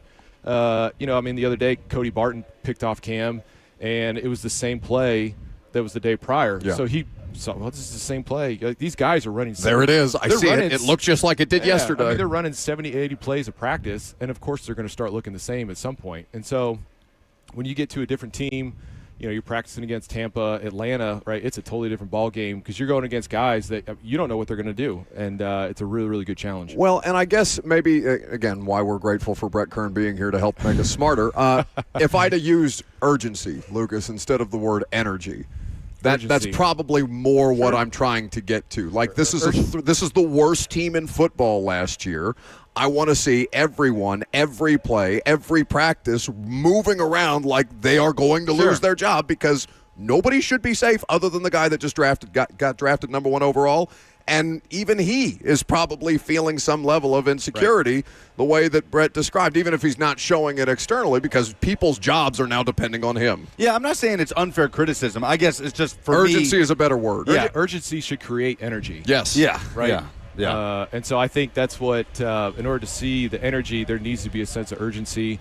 And I know the coach before Callahan, it was almost nauseum about a sense of urgency. And next thing you know, like, that's how you're operating. That's how you're practicing of every rep counts so much, even though it is just practice. Like, even punting, I mean, he was standing right next to me, you know, ready to critique me right off the bat. Talking about Vrabel. Yeah, so if a punt went out at the 10, he'd be like, why couldn't that go out the 5? I mean, that's 5 yards first. You do it, Mike. Don't let the research blow away. That's hours and hours of work. Joey Slye just went over the deck right here. That's cool. Lucas almost did too, trying to call the game or call practice today. But, yeah, I think, you know, with that sense of urgency, all of a sudden you're heightened towards what you're doing, and your job, your details become that much more focused in. And then, obviously, like I said, with that creates urgency. Urgency creates the energy that is needed for practice. I don't want to put you in a spot, because I know you know a lot of the players and guys who are coaching. Well, I'm just saying, like, what? Well, I'm going to couch it by asking you this question, as opposed to being like, all right, what did you see go so spectacularly wrong with the Titans special teams? Like, what surprised you the most to see the kind of ways that they were losing these games in that specific phase of the game? Because it's all combined, right? Defense can't do its job if the special teams are, you know, giving up critical field position, and Khalif Raymond is running it back for 80 yards against you in Detroit after you've just led a touchdown drive with Mason Rudolph. Like, just the places where you saw, or I guess things that you weren't used to seeing from a Titans special teams unit. Yeah, I think, you know, coming from, like, how I punted, it was more directional, you know, kind of pin guys to the sidelines. That way you can really focus in on your gunners and really your wings and your PP, right? Those are kind of the 5 guys that are responsible for going out there, you know, to kind of cover that punt. If they know, I mean, we had our cover lanes, all that stuff was based off the direction, right? And so then you were able to keep, you know, your guards and your tackles of more bigger bodies to protect, right? And you could get away with the bigger body. I mean, I remember Craig Stevens, probably one of the best blocking tight ends in the league. He was our left wing for 3 years, right? Yeah. I mean, that's not a guy that's going to go out there and run a 4-3, right? But he was able to block, and because there was direction, he knew, okay, if we have a left punt, I'm the left wing, I'm only going to have to cover about 40 yards at this angle, right? When you have Stonehouse, who has an absolute cannon of a leg, when you're going out there and you're covering 60-yard punts, all of a sudden you create levels, different levels of coverage, right? And so if you have to keep the bigger bodies inside, right, they're not going to get out as fast over 60 yards. It's not going to look that bad on a 45-yard punt, right, with some hang time. But if you got a 6-yard punt that's at a lower hang time, those levels and that distance between those levels is going to create gaps for returners to run through. And so all of a sudden now, Cole Anderson last year is like, well, wait a second. If we're covering 60-yard punts, can I keep these bigger bodies? Yeah. Right? So now if you don't have the big bodies in there, you're putting some smaller bodies in there that can go cover. Now you're sacrificing protection, right? And so now you're giving up some block punts that obviously are game changers. And so, for example, Stonehouse, he gave up 692, 266 in 12 games and 701 yards of returns, right? That's a lot of returns. If you do a 17-game average, that's 613 yards. Hekker, over his 13-year career, averages 211. So now you got a difference of 400 yards. That's 40 first downs over a season, right? You talk about hitting yardage. I'm sure Coach Mack preaches about hitting yardage. How can special teams win the hitting yardage? You look at touchbacks, right? Stonehouse was around 10 touchbacks a year. Hecker's around 4. That's 6. Now, if you got a punt that goes to the 5 compared to the 20, that's 15 yards of difference, right? And so now there's another 75 yards.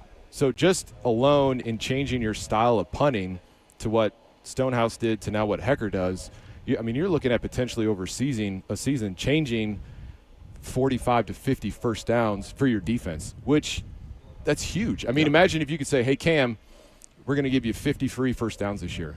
I'm sure he would be – Coach Callahan, the whole offensive staff would be absolutely ecstatic about it.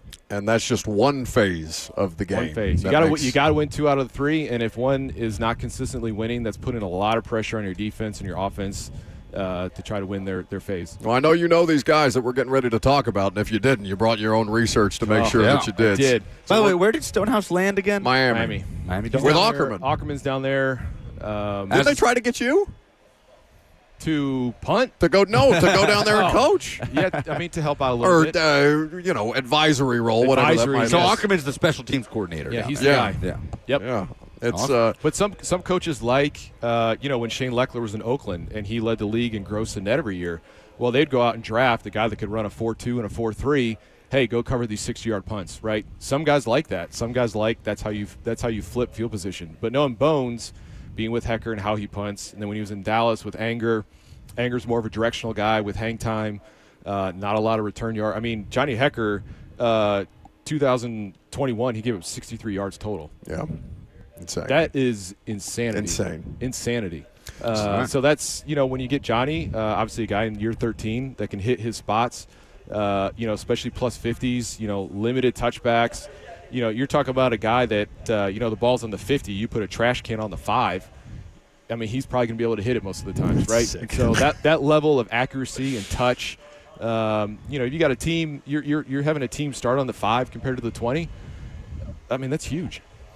We're going to preview the Titans special team unit with Titans legend Brett Kern, who's kind enough to make us look smarter for the final hour live here at Ascension St. Thomas Sports Park. I'm Buck Rising. It's 104.5 The Zone.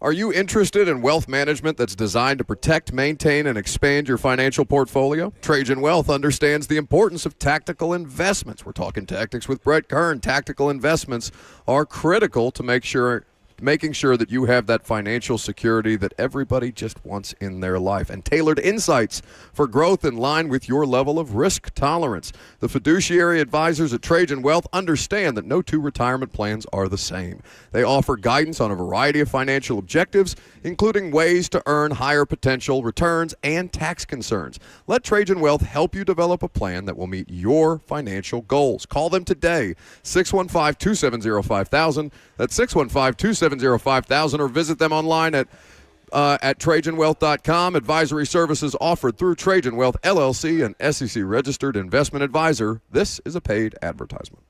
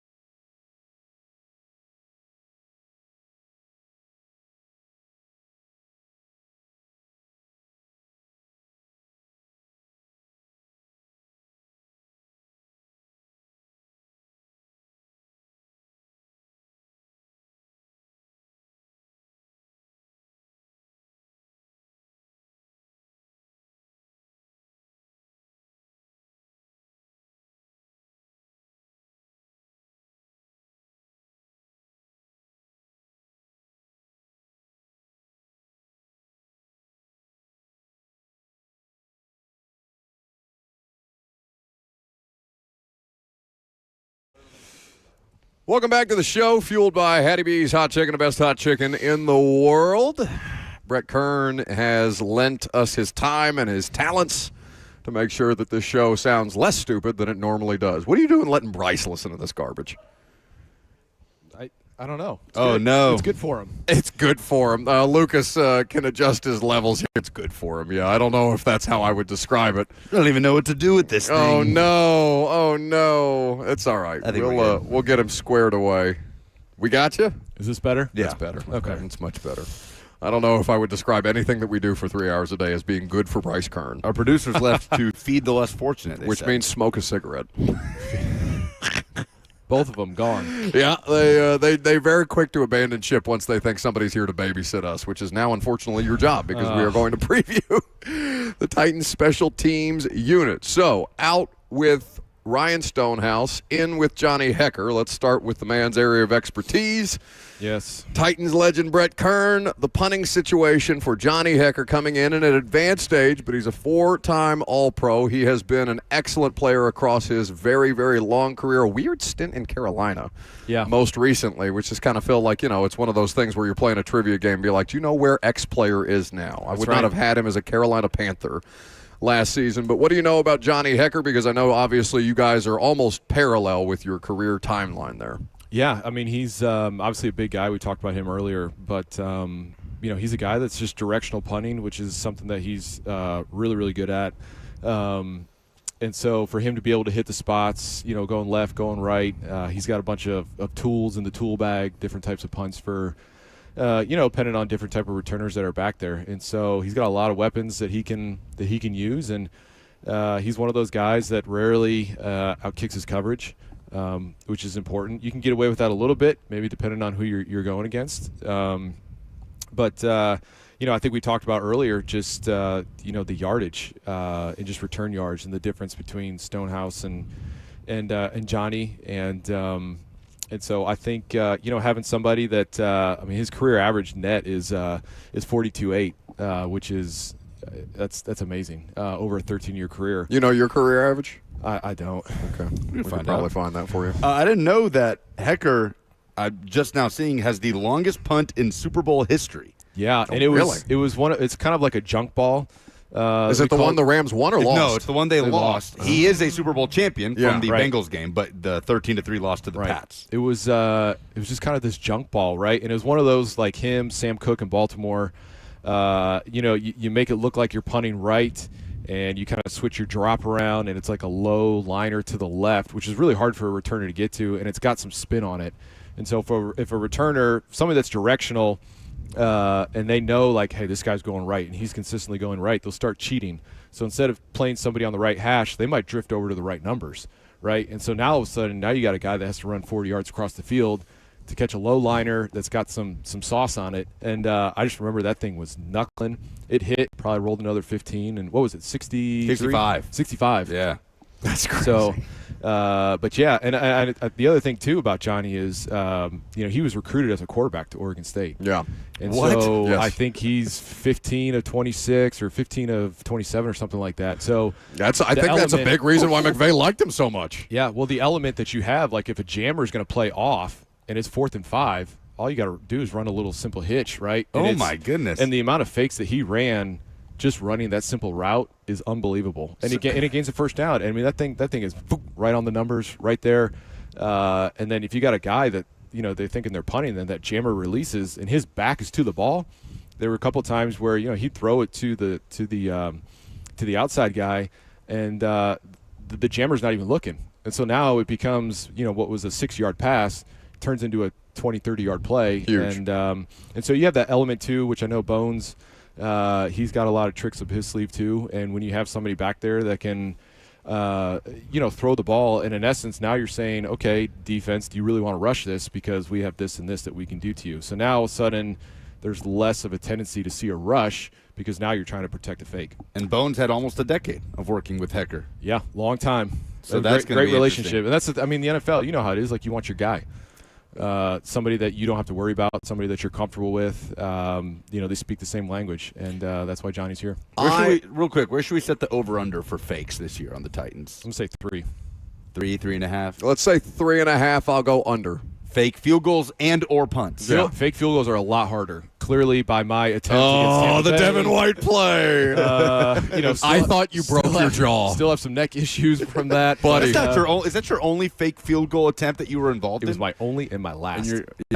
I just remember seeing your face on the replay and like, oh, he thinks he's got that. And then Devin White just swoops down. The whiplash that I had that week. I think the worst part about that was, obviously Tampa got the ball and Jameis did his thing and threw a pick, and then we go 3 and out because we're winning, and I had to trot back out there after I can't move my neck. Todd Tortoselli's like, "Are you okay?" I'm like, I can't move. No, but who else is going to punt this ball? I just remember hitting this like line drive ball out of bounds and walking to the sidelines, and I saw the chiropractor every day that week, and I don't think I touched a ball till the next Sunday. That game was one of the craziest I can remember because they lost because they tried to execute like a jet sweep with Bashard Perryman. Yeah, something. And they fumbled the exchange, and you guys ended up recovering the ball. But yeah, I remember talking to you the day you were on your way in for training and be like, "Are you alive? Are you well?" I am. I'm still alive. It was an upset based on the way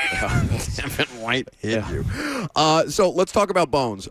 John Fossil, new special teams coordinator. Colt Anderson out, Fossil in. Yep. By nature of really Dallas screwing around and not figuring out their head coach situation late in the offseason process, they're able to pick up all the coaches or any coaches that are interested in taking another job because their contracts expired. Fossil was one of them, and huge for the Titans given the struggles specifically from last season. I really appreciated this, Brett, and I'm sure you would too if you were still an active player.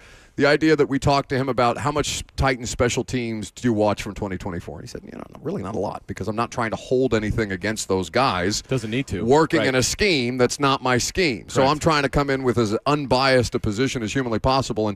And that seems obvious, but it's just different to hear a coach say that because that matters so much to dudes trying to make this team. Right. And I think it helps too when you have guys like Johnny and Morgan Cox, year 16, VFL, right? Yep. And forever and ever. And so when you have somebody like that, those two guys just alone on punt and Morgan being able to communicate, depending on who makes this team, who doesn't, are you kind of a more, like in 2017 when we had Wesley Woodyard and Bates and Treywick, like we were a veteran team. So we were able to do things protection-wise more than probably if you have a younger team. You might just have to simplify it a little bit. And even on your rushes, right? If you just simplify things a little bit depending on your personnel. But he obviously has a high expectation. Guys like Bones don't grow on trees, and they definitely don't come available very often. And so to have him here, his leadership, his experience, I'm sure he'll be able to handpick a couple guys that he's going to want to kind of be core 4 guys, which is huge. I think, if you're trying to win 2 out of the 3 phases, right, and special teams needs to consistently be one of them to take a little bit off your defense and your offense. Like he's going to want his guys. Yeah. He's going to want his guys that are core 4 guys. And not a luxury afforded to every coach. Right. And so I think, if you take last year and it's like, okay, hey, we're trying to take the best guys on offense and defense, and you can kind of see what happens if special teams gets, I don't want to say left in the dust, but you don't get to necessarily pick some of the guys that you feel like you could trust. Not prioritize. And there's teams across the NFL that do that. And usually, those teams tend to struggle on special teams. And then you look at teams, that prioritize special teams. And there's, you look at New England, Slater. He played 16 years and made 11 Pro Bowls, it's right? Crazy. And if when New England came here to practice, he's not doing anything offense. He's not doing anything defense. He's literally over on the side working on his special teams craft, right? As a gunner, how do I release, right? Kickoff. I'm coming up to a 2-man wedge. How do I want to split? How do I want to attack?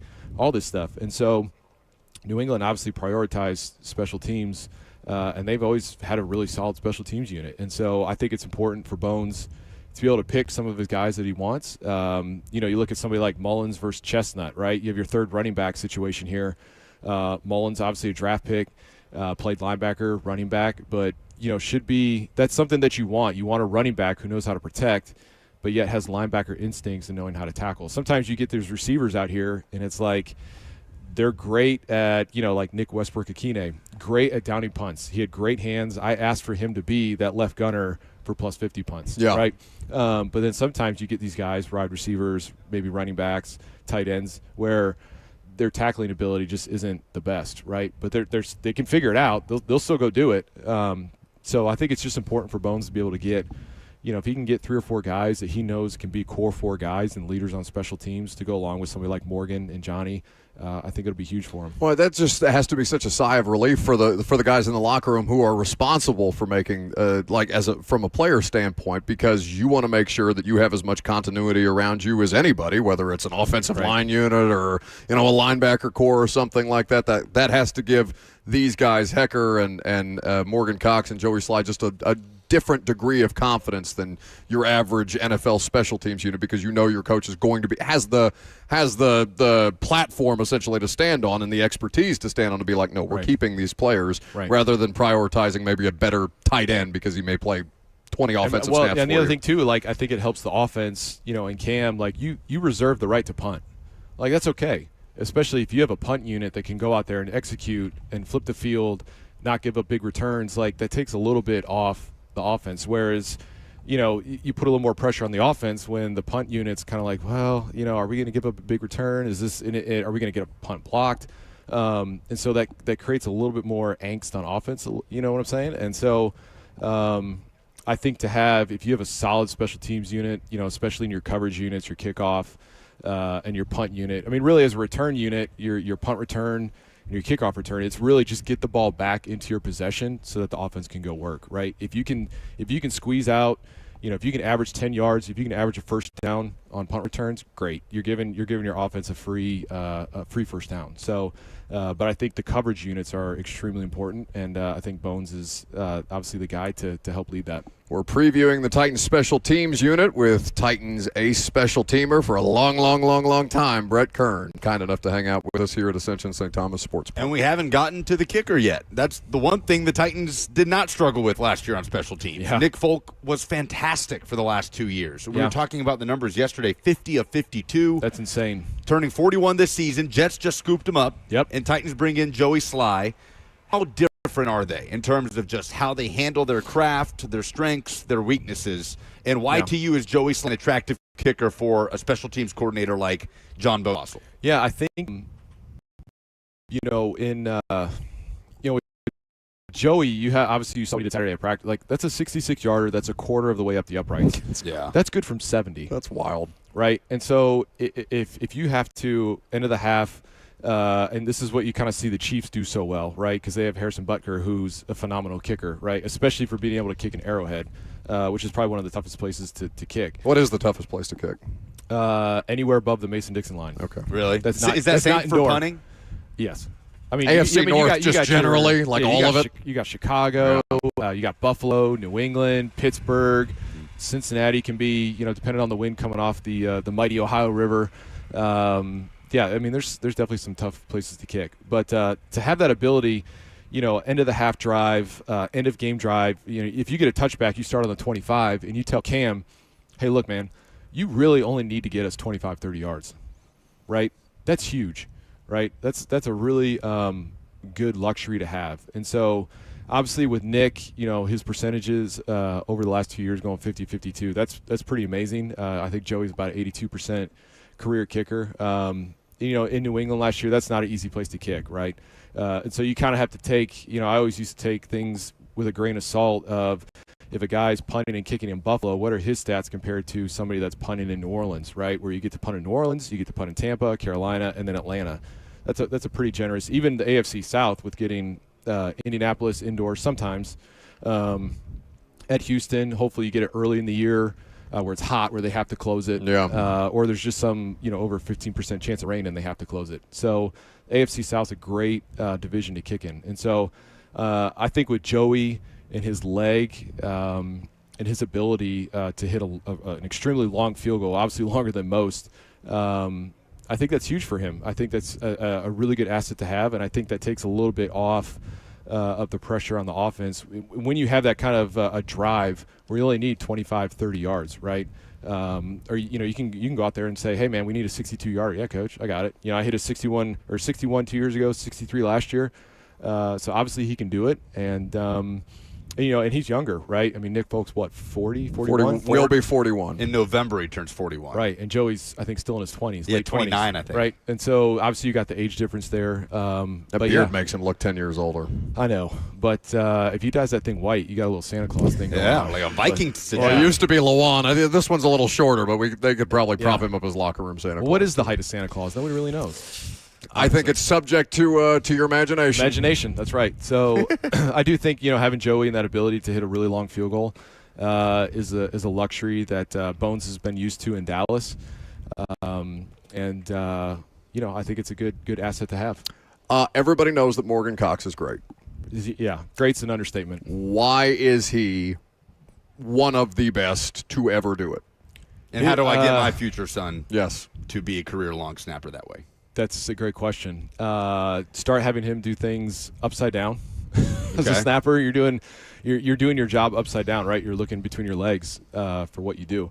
But Morgan is he's extremely consistent, very consistent, to the point where with punting, your directional punting, if you're going right, you want that thing on your right hip. You don't want to have to grab it from your left, swing it across. It's gonna, there's a higher chance of mishitting it, right? And so, if we're going right and I want this on my right hip, bam, that thing's right there, right? If we're going left, I want it on my left hip, that thing's right there. I think the first year with Morgan, that season that we had, all his short snaps, so if you're looking at a short snap as a clock, right, you want the laces at 12 o'clock. You want those things pointed towards the uprights, right? You have 3 o'clock, which is towards the holder, 9 o'clock's away from the holder, and 6 o'clock is the dreaded, oh no, right? That thing's pointing back at the kicker. That takes at least 6-7 yards off the ball, and it could create some funky spin to it. So with Morgan, all the short snaps that we had in games, I had, I think, 3 that weren't between like 3 and 9 o'clock, which is insane. And so snap after snap, not having to ever think about that. 12 o'clock. Okay, catch it. Yep, on the spot. Here we go. And even at that, a spin at 9 o'clock, to go from 9 to 12 is you can do it in your sleep. And so and he was the kind of guy, we're in warm-ups, and he'd be like, hey, where are those coming back? Hey, man, Morgan, they're at 8 o'clock. Yep, gotcha. He would adjust his hands a little bit. 12 o'clock. You good? Yeah, we're good. All right, great. And so his consistency level, his professionalism, his knowledge of what he's seen from punt rush standpoint is second to none, and I think that's why he has all the accolades that he does and why he's on year 16. Year 16 is crazy. Hecker will be holding, correct? Yes. Yeah. And Hecker's a good holder too, and that's a lot of things. A lot of times people don't understand too. Like up in New England, all right, you have a young punter, a new punter, you have a snapper that's been doing it for a while, but that chemistry that you have, that might cost you 2 or 3 field goals over a season, right? And it might not be anything the kicker's doing, but if it's one of those where, the snap comes back at 8 o'clock, you only get that thing to 10, and you have a right to left wind promoting, the heaviest part of the ball is the laces, right? And so if that thing's at 10 o'clock and that wind's pushing it that way, now all of a sudden you're going to promote this draw when the kicker might be used to a little fade, right? And so little things like that chemistry between, your snapper, your holder, your kicker, I kind of take that also with a grain of salt, just kind of like, okay, Joey Sly, 2023, he went 79%.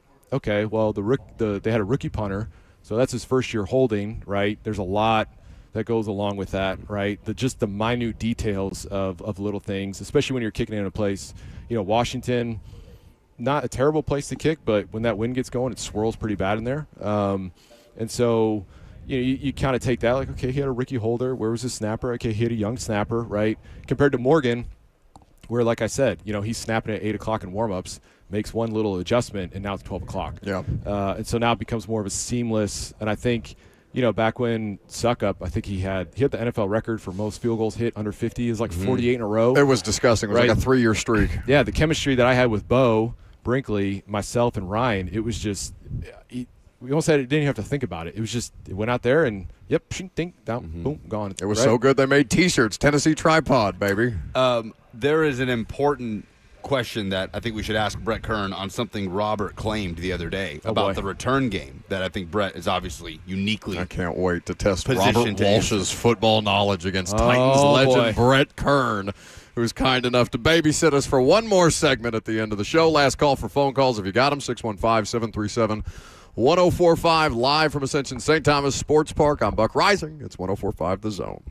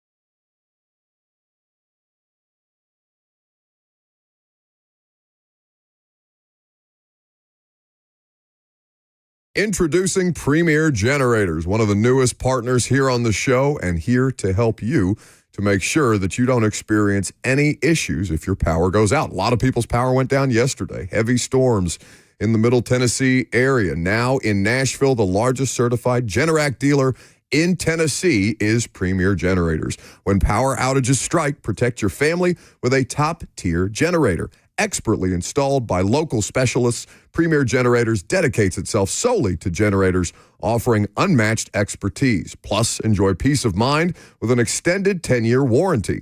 Don't wait for the next storm. Schedule your consultation today. Visit premiergenerators.com or call 615-439-2992. That's 615-439-2992. Be prepared and choose Premier Generators for reliable power solutions.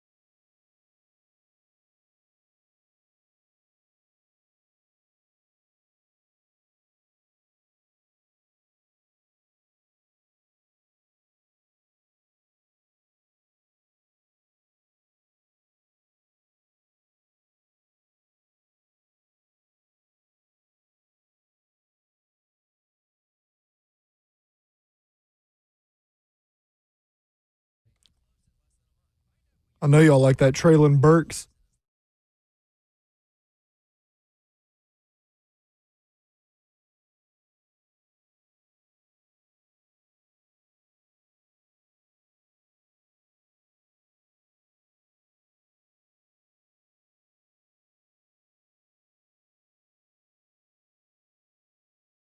I might just start talking to y'all like Robert does during the breaks.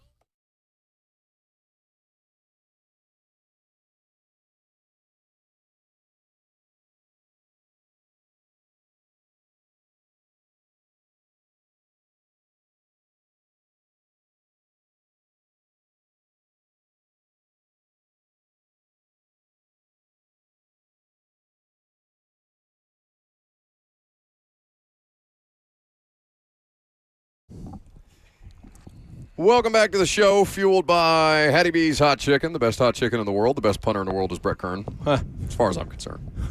I'm biased. Time flies when you're having fun. Yeah. That's special teams. It wasn't so bad. Listen, you might have lost some ears when we start talking special teams, buddy, but it's fun. Not here. Not after last year. Are you kidding me? That's true. Good point. So we were talking about it the other day. Left tackle play and special teams play. We got them locked in, bud. Okay, yeah. Good When point. Cordero Patterson broke his own news that he's been released from the Pittsburgh Steelers, in his own words, old washed-up Cordero Patterson has been released. He tweeted that out himself. And Robert came to the table with an opinion on Cordero, who is one of the best, if not the best, kick returner of all time. But what did you say about Cordero versus Devin Hester? I think that he is the best returner of all time. You had to take a minute. See, I could okay.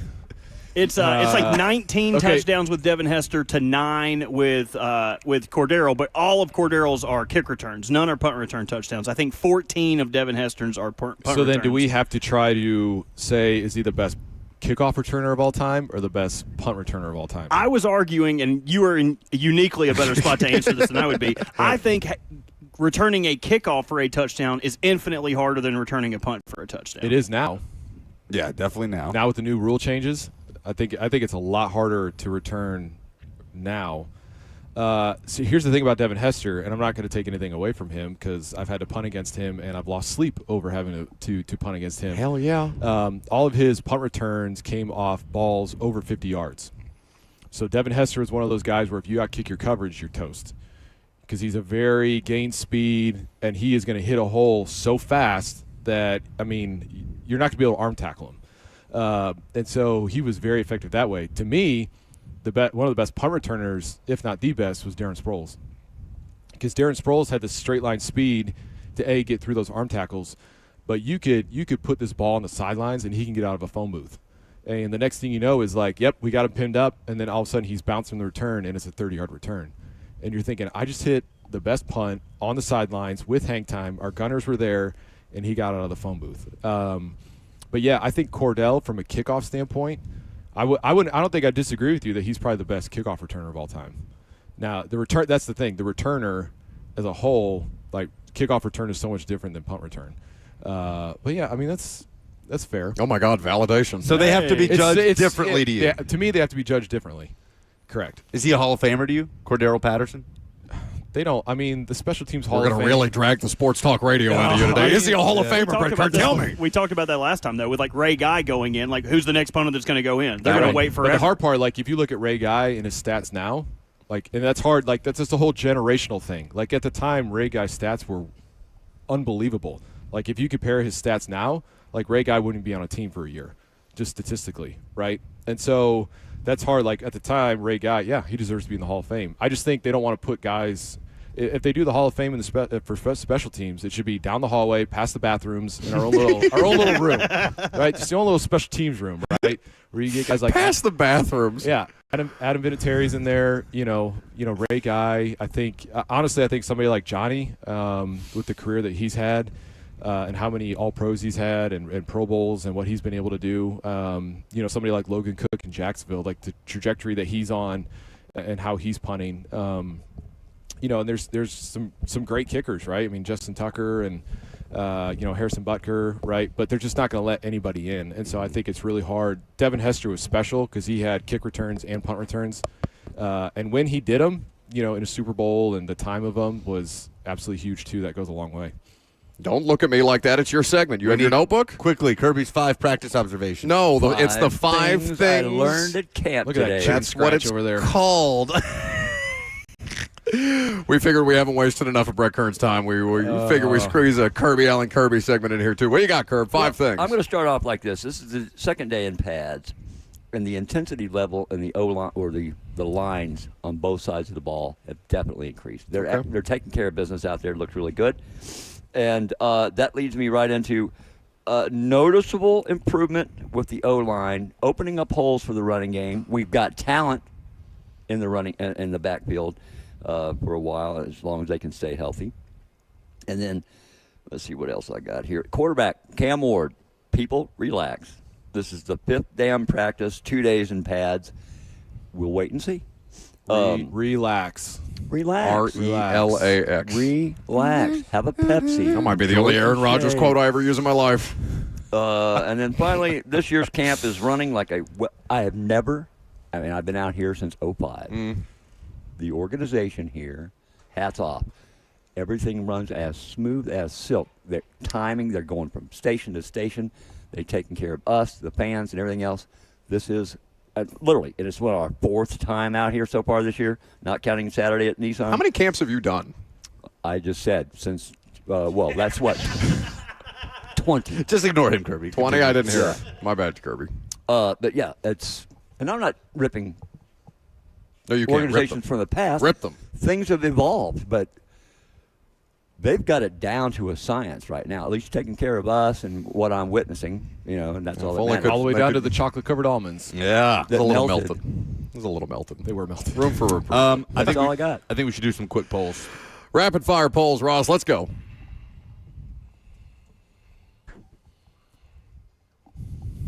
This is a weird choice by you. The longest open we have.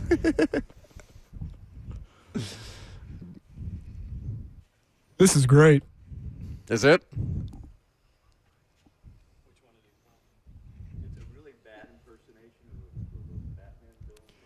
All right, you got a minute to squeeze 5 polls in because Ross cost you time. What is, presented by Two Rivers Ford, the South's most trusted Ford dealer, what is the thing you want to see the Titans improve on most offensively? We have play calling, we have scoring points, we have averaging more than 17 points per game. Bunch of comedians out here. The real one I want to get to is what is the best food, as apparently yesterday was National Chicken Wing Day? Chicken Wing Day. Oh, Brett Kern, what is the best food America? Buffalo Native. Buffalo Native. Ah, yes, that's right. Pizza and chicken wings. I was going to say best food America's given the world. Well, did America give us pizza? No. Kirby's convinced that American pizza. Go ahead, Kirby. Oh, here we go. Sorry. It's fine. American pizza doesn't resemble in anything the leftovers pie that was made in Italy. Okay, yes. We own pizza, damn it. That's We fine. own pizza. America has done its own version of pizza, but it didn't give pizza to the world, Kirby. We gave what pizza they great recognize as pizza to the world. If it weren't for the United States, there wouldn't be pepperoni on those bad boys. I believe pepperoni pizza, overrated. Chicken wings, to me, is the best thing America has given the food world. I might argue that. Barbecue That's ribs. like a good burger, though. I don't know where that started. I'm just saying. Hamburg, Germany. Good point. Yeah, I think Germany's got something to do with I'm that. so glad we Then I'll wasted stick that with much chicken time on wings that because I poll. love chicken wings. Titans fake punts / kicks this season, over under 2.5. 64% are taking the under. Okay. Of 2.5. Under. Brett Kern went Okay. over with 3. All right, those are the polls. Thanks for hanging That's hanging a out, lot bud. of fakes now that I think about it. 3? Yeah. 3. It's too late. It's set in stone. Once you do the first one, then it's like everybody protects it. It's on the Oh, man. record. We cannot retract. I've This said was many fun. things into a microphone that I would wish I could retract, but life goes on. Thanks for hanging. I Brett. appreciate you Thanks, having Brett. me. It was fun. See you tomorrow.